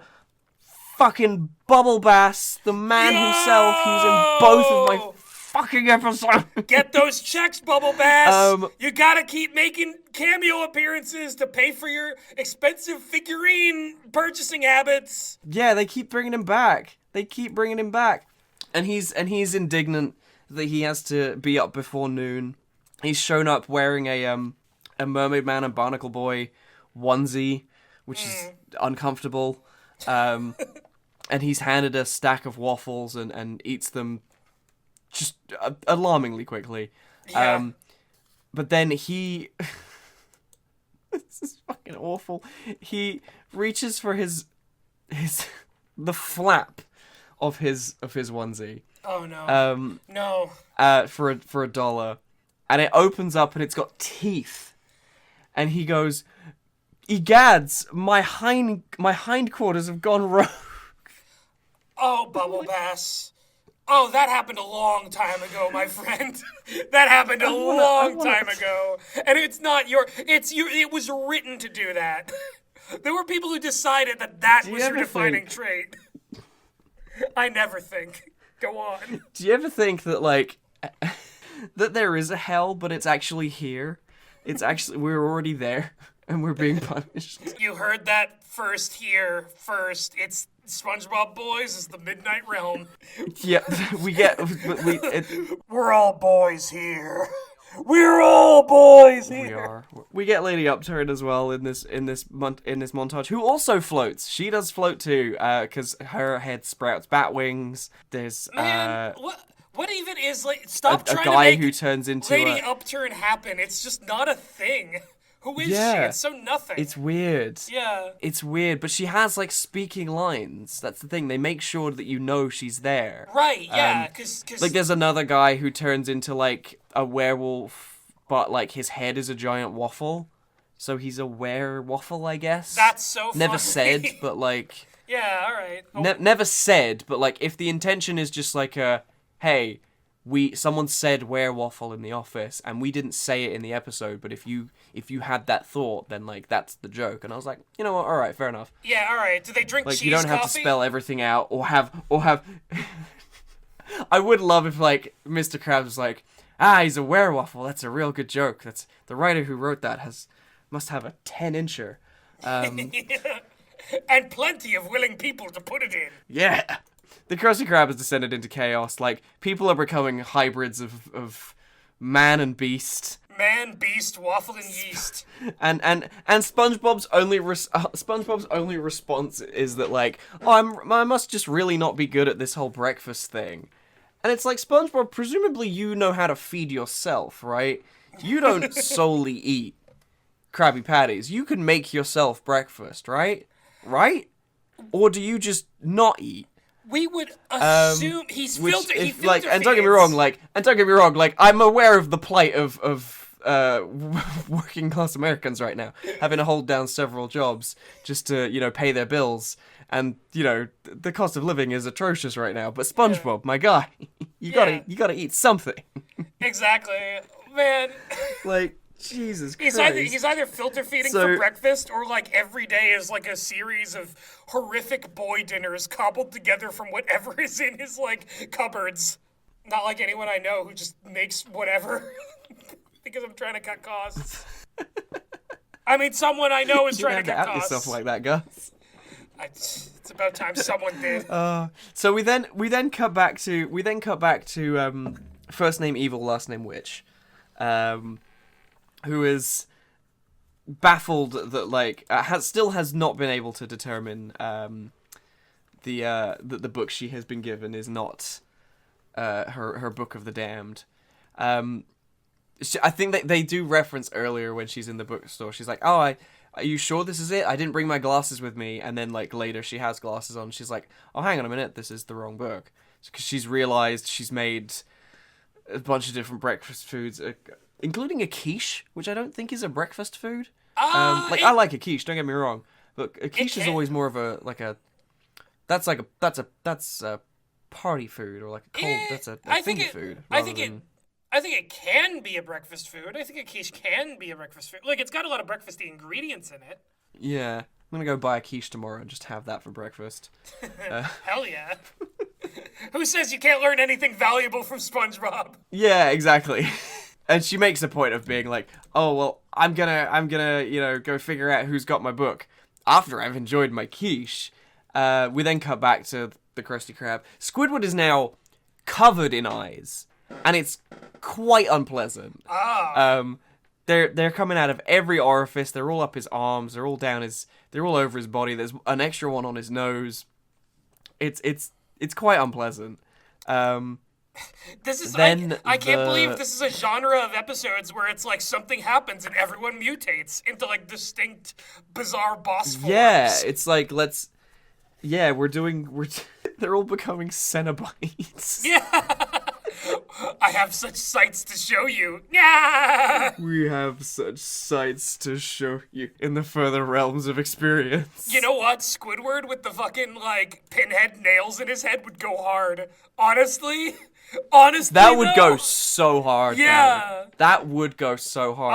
Also, because you know what? Fuck it. We mentioned Hellraiser, and I don't think I'll get a better chance to reference this. I don't think I've talked about it on mic. I've definitely told you about this before, but I actually I know where one of the original prop lament configurations is. Ooh. Because I have seen it with my own eyes. It's at a venue I've been to. I actually went to go see a magic show there at the tail end of not last year, the year before, and yeah, it's on display in a little like bell jar case. It's the original like screen used prop of the lament configuration, and I found that and I was like, this is one of the coolest things ever. That's sick. You keep that in that bell jar though. Yeah, no, I wonder you don't want to fuck around with that. I wonder if you solve it and they'll just be like, Oh, but we already gave you the ultimate pain and pleasure, modern SpongeBob. You're one of the Spongebob boys? Nah, you're good, actually. You're good. You've been through enough. If Pinhead shows up, I'm starting a timer on my phone, because if 5 minutes pass, I'll know I'm in a shitty sequel, and I'm not really getting the full Pinhead experience.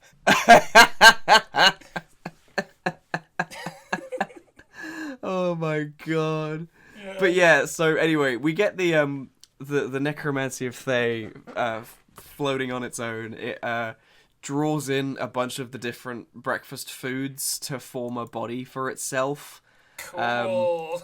Which at this point we then see the witch makes her way to the Krusty Krab, finds this creature wrecking the joint. She points out that I think we got the wrong books. Anyway, I'll deal with this. Cast a spell at the monster. It doesn't do anything. And I think because one of its body parts is it picks up a bottle of syrup. Again, I don't want to be projecting here, but it's holding it in a very No. the Schwartz kind of way. No! As it squeezes out this bottle of syrup. No! It looks like, you know what it, I'm gonna say it. It looks like it's giving a golden shower. Mamma mia, here we go again.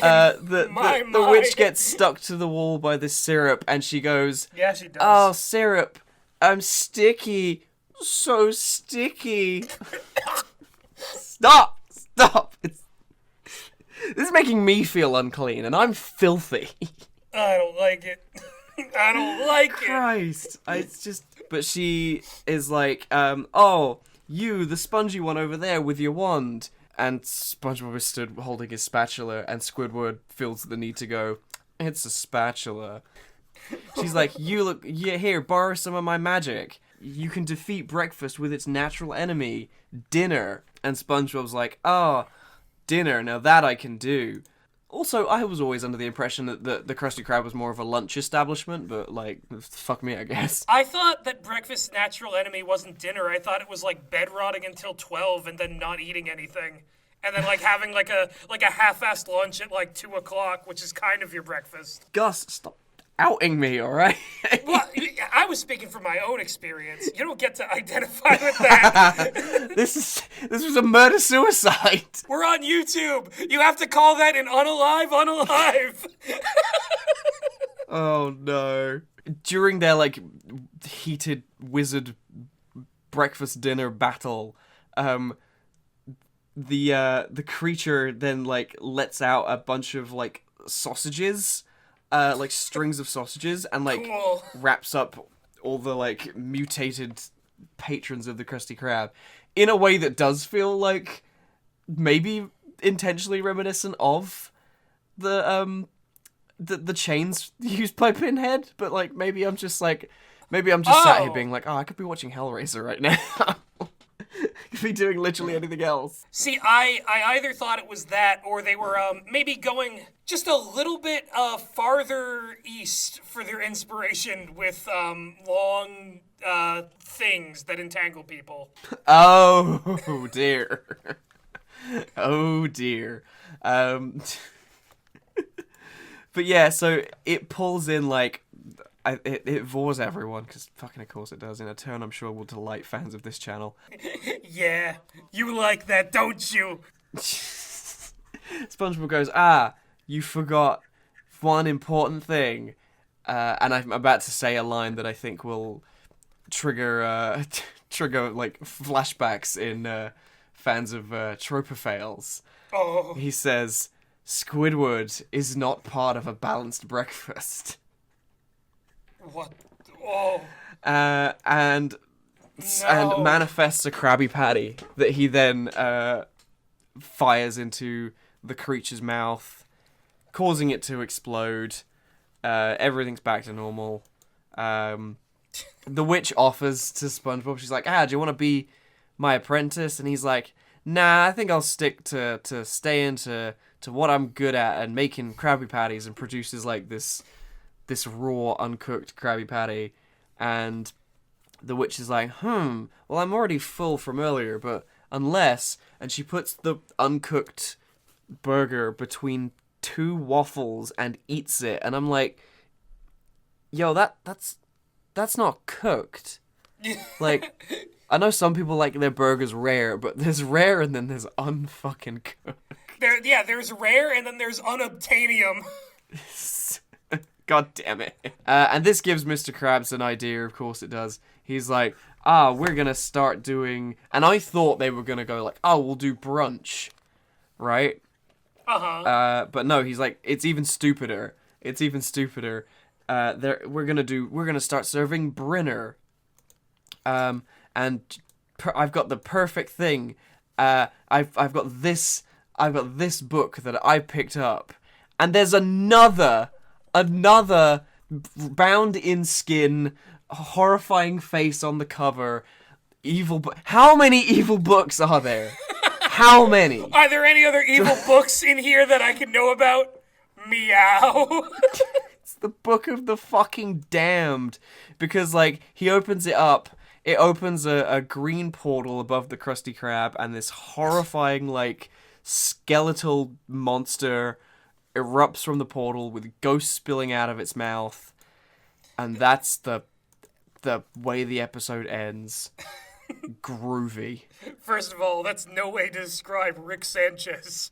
Second of all, I would watch the SpongeBob Becomes a Witch's Apprentice spinoff. It makes about as much sense as anything else. I can't wait these for days. this, like, SpongeBob Army of Darkness.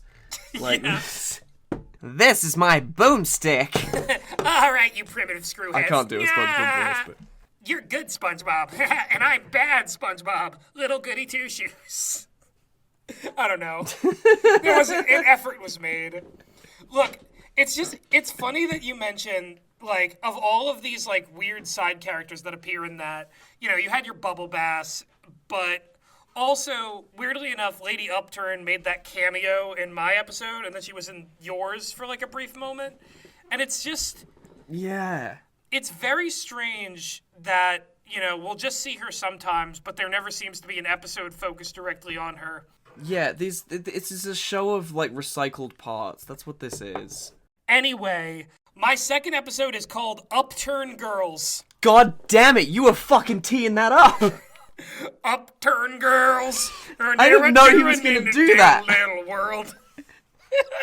I didn't know he was gonna spring that on me. I can be surprising sometimes.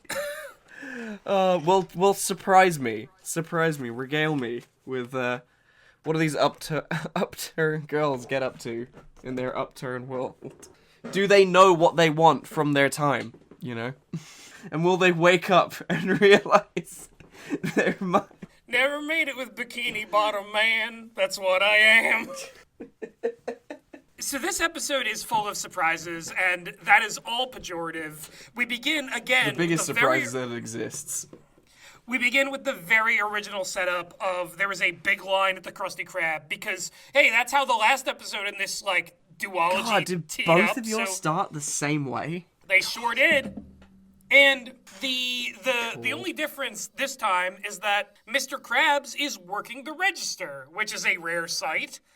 And he is, yeah. He's done it. He's finally snapped and killed Squidward. I don't think Squidward appears in this episode, so you may be correct. He did it. Canon death. We have a canon death. We do.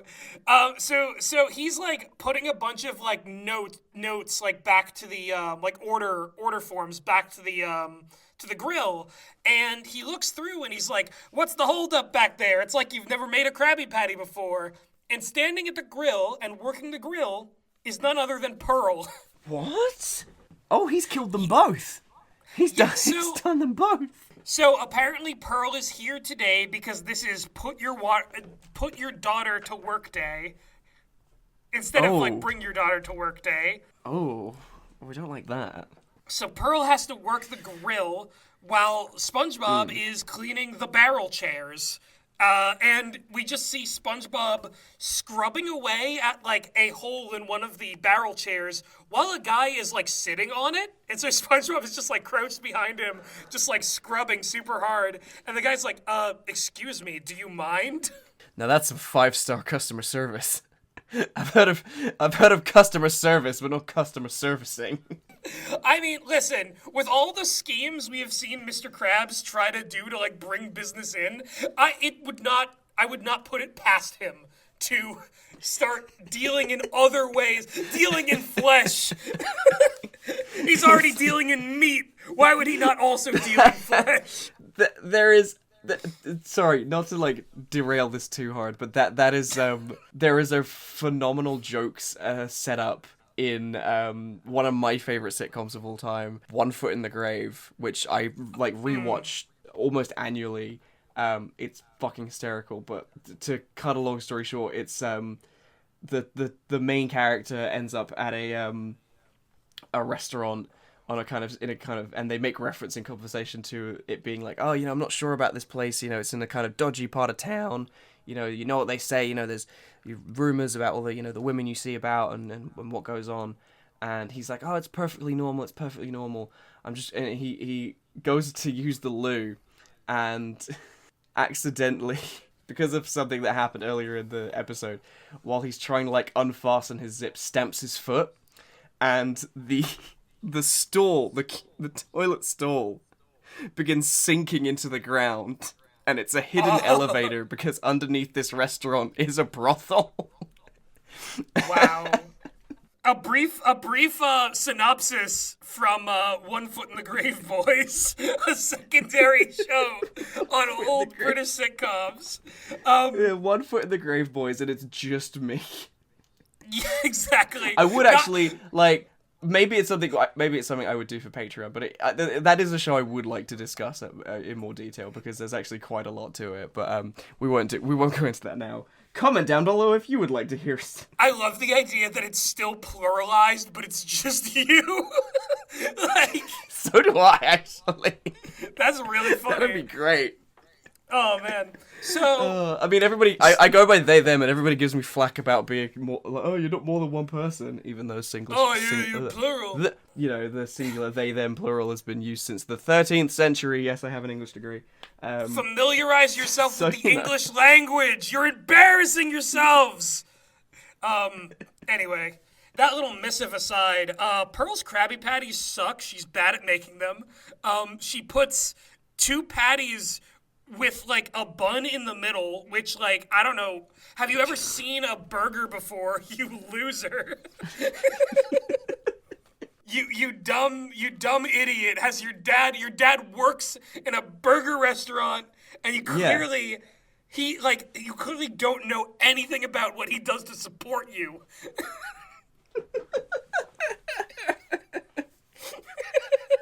Oh, God.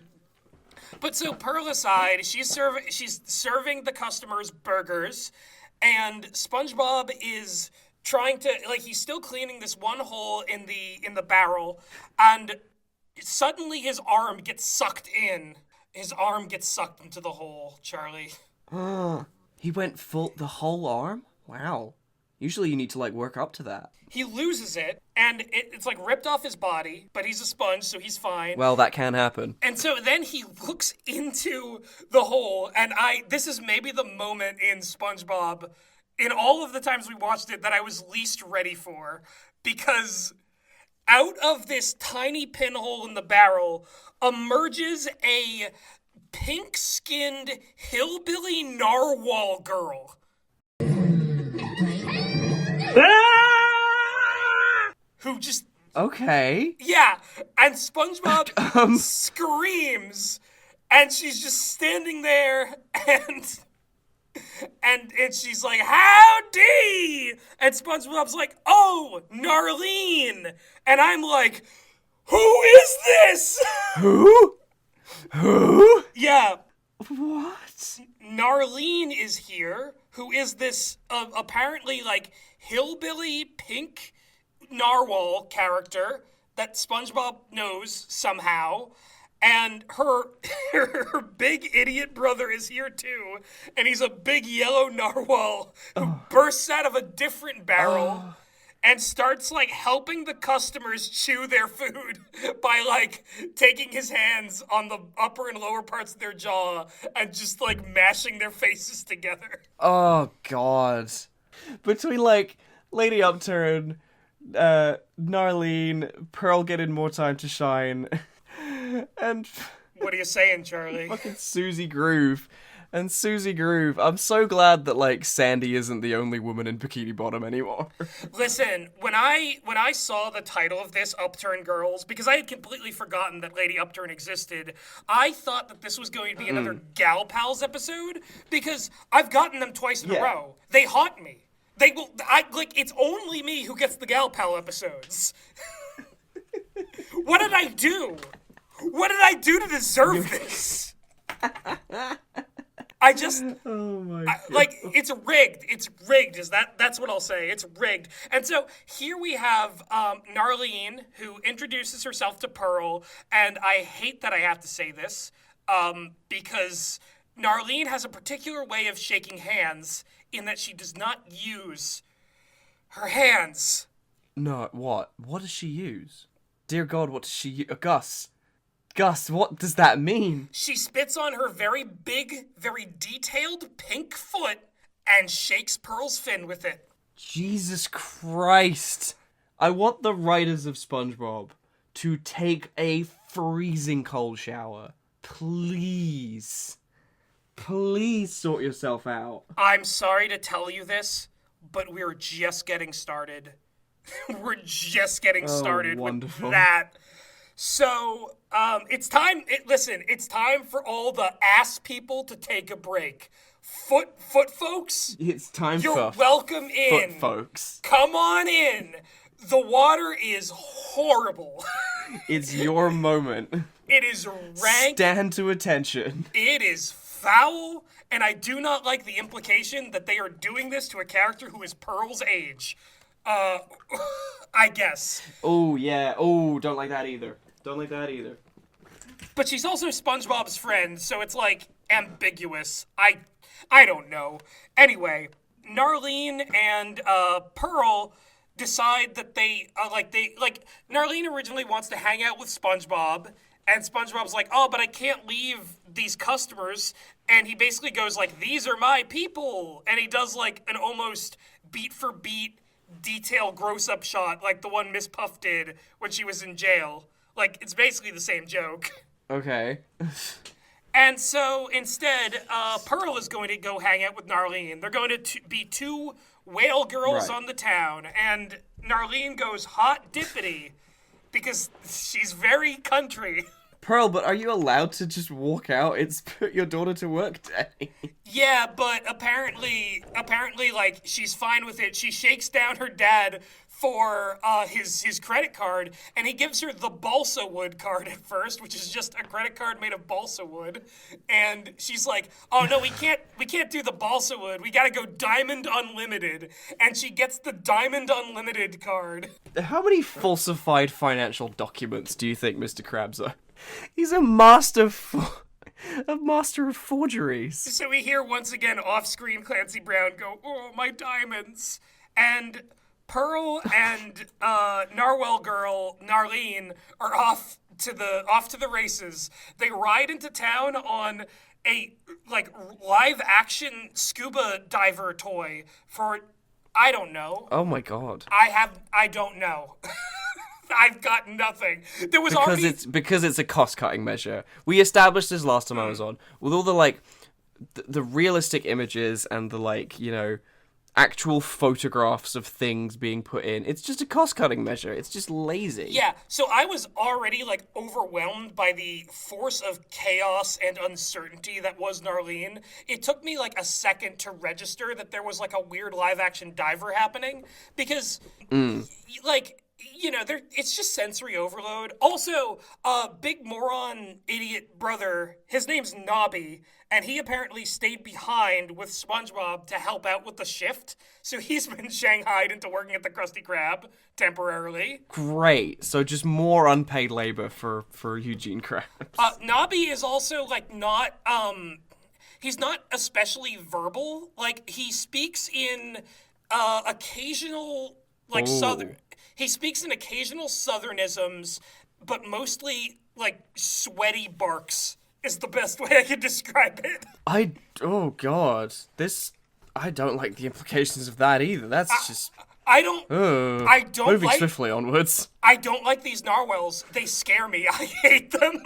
They're bad. Yeah, maybe Narlene should be a better sister to Nobby and like not just like leave him to be exploited by known criminal Eugene Krabs. Well, here's the thing. Narlene is too busy enjoying the sights and sounds of the big city, like all the gum that is on the street, which she steps on and picks off her foot, and then and eats. You don't even have to finish it. She eats it, right? And so she does this Fucking once, hell. and then you see a bunch of other gum on the street, and she does this repeatedly, and so she just stashes a bunch of bubble gum.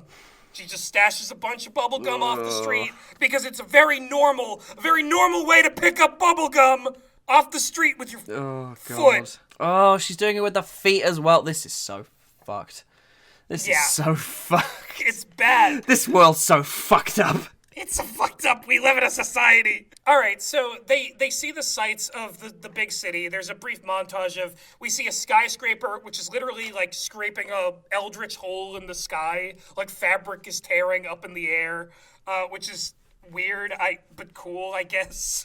It's sick, man. Oh, so it's Amazon headquarters. Cool. Yeah, nice. We got one of those. Yep, it's Bikini Bottom Bezos. We got one of those in reality. Yeah. Then we see public transport, which is just a bunch of guys standing around. A sign falls on their head. And we see street construction, which is a guy drills a bunch of holes, jackhammers a bunch of holes in the street, and a car drives over it and crashes. And Narlene says, "Wow, this is like being in a TV show." Which is like, yeah, Narlene. Oh, fuck off. Is this a new concept for you? Because you seem to have hijacked this one. Fuck off, you absolute hacks. It's like a cartoon. It's like we're on TV. Shut the fuck up. So meanwhile... I'm doing it again. I'm becoming incandescent with rage. I'm gonna go fucking Cyber Psycho. Yeah. So while this infuriating plot point is going on, we cut back to SpongeBob and Nobby, and apparently, like, SpongeBob is like, he's cooking burgers, and he's like, oh man, it would be so much better if, like, the grill and the fryers and all this stuff was closer together, and so Nobby is doing manual labor and pushing things closer to SpongeBob, and so he starts, like, accelerating and making food faster. So wait, these can be moved, right, without issue. But it takes SpongeBob turning around saying, "Oh, I wish these were closer together," and making someone else do that. Someone else who is not an employee, someone else who was not asked to be there, someone else who is there to be in SpongeBob's company. I'm sorry, but he's the bad guy in this. Fucking hell. What an exploitative piece of shit. SpongeBob is fully taking advantage of Nobby in this case, but in his defense, Nobby is the only big idiot big enough to move these things around. SpongeBob's little stick arms couldn't do it. Right. I don't know. It's meant to be a funny part of this hilarious cartoon that we all love to watch for fun. Yeah, because it's just like a TV show, Gus, don't you know? It's just like being in a TV show. So anyway, I guess the A-plot finally begins because Pearl and Narlene go to Upturns, which is the big department grocery store run by Lady Upturn, because I guess that's what she does. That's what she does? Who's to say? That's such a weird choice for, like, that kind of character's design, because she's like... She's like a socialite. Yeah, she's socialite coded. She's like, she reminds me of, and I think, like, the first time she was mentioned in this series, like, I think either you or Henry made this comparison. She reminds me of Miss Endive from Chowder. Yeah, like very fancy, very like... Yeah, hoity-toity, like, yeah. She doesn't, like, strike me as someone who's like, she owns the big department store in town. Yeah, she doesn't seem like a business owner. She seems just like... I would say that she owns offshore bank accounts, but in Bikini Bottom, every bank account's an offshore bank account. But. All right. So, they start playing around with the automatic doors when they're walking in, and Narlene keeps stepping on the automatic door mat, which is crushing a guy in between the automatic doors. And then Cool. she says, well, in the country, we don't have these fancy doors, so instead we go more polite-like. And she rips the door off its hinges and says, after you. And the horribly beat-up and mangled man moves past her. Okay. Lady Upturn shows up, and I was just kind of... Turns up. Yeah, I was just kind of baffled to see her here at all. But she's like, oh, shopping is cool. Or what? Just do it. And... They start to go shopping. What a clearly defined character. What a well-defined fucking character. So she lets Pearl and Narlene go loose in her store, and they head to the perfume department where that weird shark who ran the hotel is there as most of the employees, but just he's back. Yeah, this guy's getting around after Squidward gassed his hotel. He's really moving from career to career very quickly. This is not much of a good thing, really. He's like a guy I met at a birthday party this weekend just gone who intentionally changed his career every 2 or 3 years to try something and does something completely different. I'm like, how? Yeah, that's a crazy way to live your life. Okay. Yeah. More power if it makes him happy, I guess. But yeah, anyway, they're getting perfume spritzes, and Pearl's into perfume, but Narlene hates the smell of things that smell good, which is, it's rough. Oh, but I bet she really likes the smell of stinky feet, though. I feel like oh god. Oh god. I think you're smelling what the authors and writers are stepping in here. What the authors are stepping in. Yeah, you're the gum that they're stepping in is really sticking. It's really sticking to the soul. And it's wounding my soul. So Narlene counters the perfume with her own toadstool perfume. She pulls out a big mushroom with a perfume nozzle on it and spritzes the perfume department, and a big stinky cloud surrounds everything in there, and we literally see the shark man melt he's just looked at the Ark of the Covenant being opened. Oh, he's gone. He's gone. We have a canon death. Yeah, so he dies. He's dead now. There are shark employees that look a lot like him, but they're clearly not the same guy. The angel. Angel is a fucking shark. Anyway, there is now a wanted poster for Narlene and Pearl because they murdered this man. In the Wait, are they Thelma and Louising it? Is that what they're doing with these two? These two ladies now gonna be on the lam? They remain in the store, but they're okay. Other departments know that there is these two whales on the loose that have murdered one of the other sharks who works here. Oh god. So they go to the shoe store. Oh, for fuck's sake. They go to the shoe store. Of course they do. Of course they do. Because this episode didn't have enough to do with feet and stinking. There is this brief thing where Pearl and Narlene wear the Upturn dresses, and they end up adopting Lady Upturn's sort of bizarre body shape for a second, the weird top heaviness, and it's not nice to look at. It's not a nice thing to show people in your cartoon. This is a bad thing you've done. Yeah. And you should feel bad.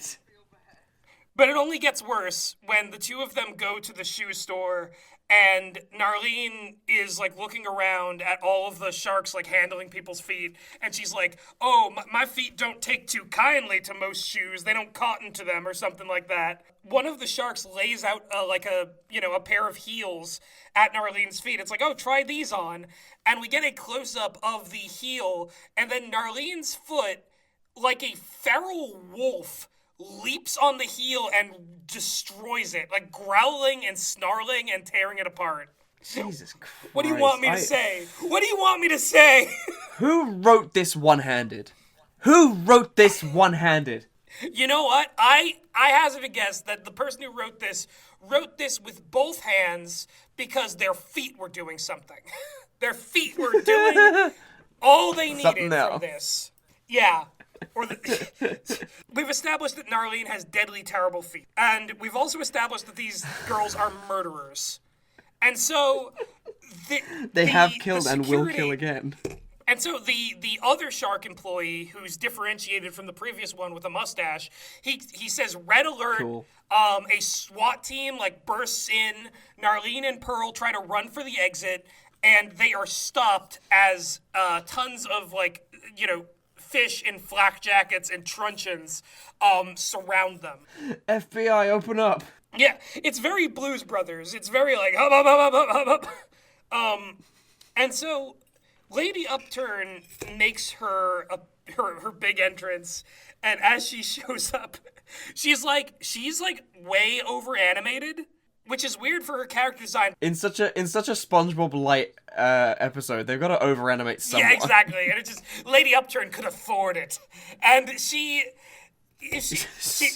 goes this is this is unacceptable. Shopping isn't supposed to be fun. You've made a mockery of it. And she's very villainously gesturing at them, and it's frightening, honestly. And so Pearl and Narlene escape to the rooftop, and Lady Upturn confronts them again, does another bizarre villain speech, and she says, "She doesn't belong here," pointing to Narlene, which I agree with, but she's doing it in a classist way. She's classist. Yeah.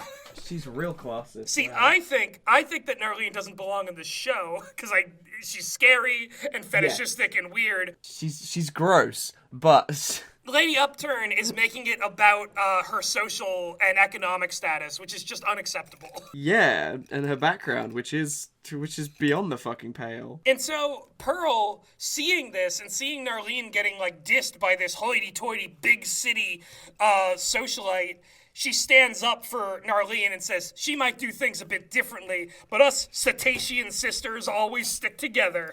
And it's oh, okay, that's what this was the whole time. This was, Yeah, that's what we were doing. The Princess and the Pauper, I guess, or something. This is the part of the story where I unfortunately have to give the writers some credit. No. Because... No, did they actually, follow through on something? They pull off two incredible Chekhov's guns. They're dual-wielding Chekhov's guns? Narlene takes out the gum that she gathered through horrible means earlier in the episode, and gives it to Pearl, which these have been on Narlene's feet. I just need to say that, because Pearl chews them. Pearl chews the gum. Oh, God. And then, through her blowhole, she blows a bubble, which allows them to fly off the roof and away from Upturn's SWAT team. Fuck out of here! No, I'm not accepting that as an interesting Chekhov's gun, because it's it was obtained by horrible means. Right. It was like, did you plan ahead because you wanted to do it for structural reasons, or could you just not get the foot gum out of your mind? Yeah. Vile. Simply absolutely revolting. Vile, miserable, and mile. It's bad. And so they're floating away. Yeah. And Pearl drops on purpose the Diamond Unlimited card off the side of the building, which prompts Upturn and her entire security force to also leap off the building in order to get the Diamond Unlimited card. Wow. They are confirmed. Wow. They are confirmed to my be God. alive but broken. Is the best way I'll put it. Yeah. Can we get James A. Janice to do a kill count? I want to know how many victims Pearl and Narlene have claimed. Yeah. And so the two of them float back to the Krusty Krab on the gum bubble, and they burst through the roof, and, they celebrate their fun girls' day out. And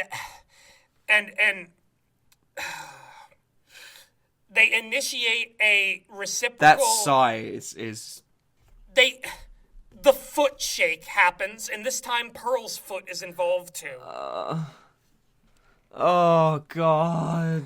It's not allowed. It's not... It shouldn't be illegal. No, don't. Don't!